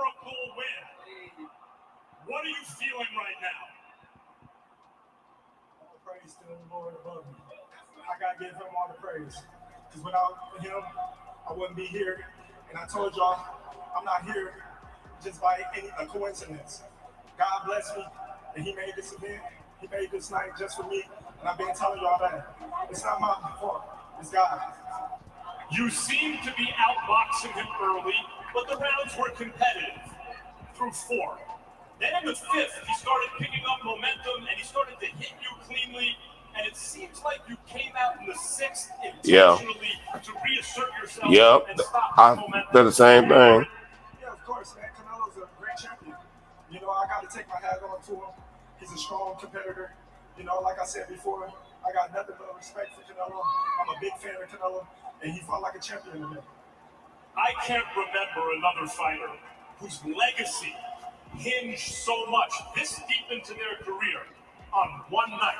Had you lost, people would have said, well, first time he fought, a great fighter, he couldn't do it. But you won. And now, at this moment, if you never fight again, this generation will say about you what the last one said about Floyd and what generations ago they said about Sugar Ray Robinson. That's They'll true. say, no one could have beaten our guy. Is this the last fight of your career? Like I said before, I don't know. I got to sit down with my team, and we're going to talk about it. But do you have anything else you'd like to say to boxing fans around the world? I just like to say thank you. Thank you to all the supporters. Thank you to all the haters. I appreciate every one of y'all. We made this a great event. Shout out to everybody that came to support Canelo. I appreciate all y'all coming to support me and this fella. I'm happy that he get to make it home to his children. I get to make it home to my children. And, you know what I mean, hopefully everybody. All right. Thoughts? Canelo never had a chance if he didn't establish a jab. And he couldn't establish that jab because Washington beat him to the punch. Literally. So that's the name of the game. I am so happy. Because at first I was like, man, them wars, Washington went in.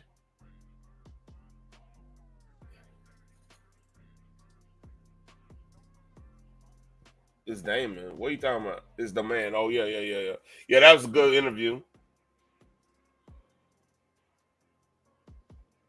So, yeah, Canelo, hey, them wars don't mean anything. Them wars could take something out of you too, man. But Washington had a great plan. And his corner had a great plan. Kept him on it. And he listened to his corner. So, hey, that's the name of the game. Man, shout out to Terrence Crawford, man. I'm really happy I'm happy at this fight. This is a good fight. But I'm about to end this. I gotta go. I've been yelling since the 10th round, man. I gotta lay it down. Y'all take care. Oh yeah. That's for a whole nother stream, Cutting Edge. Y'all take care. Like, share, and subscribe. Comment if you're doing the replay. Take care.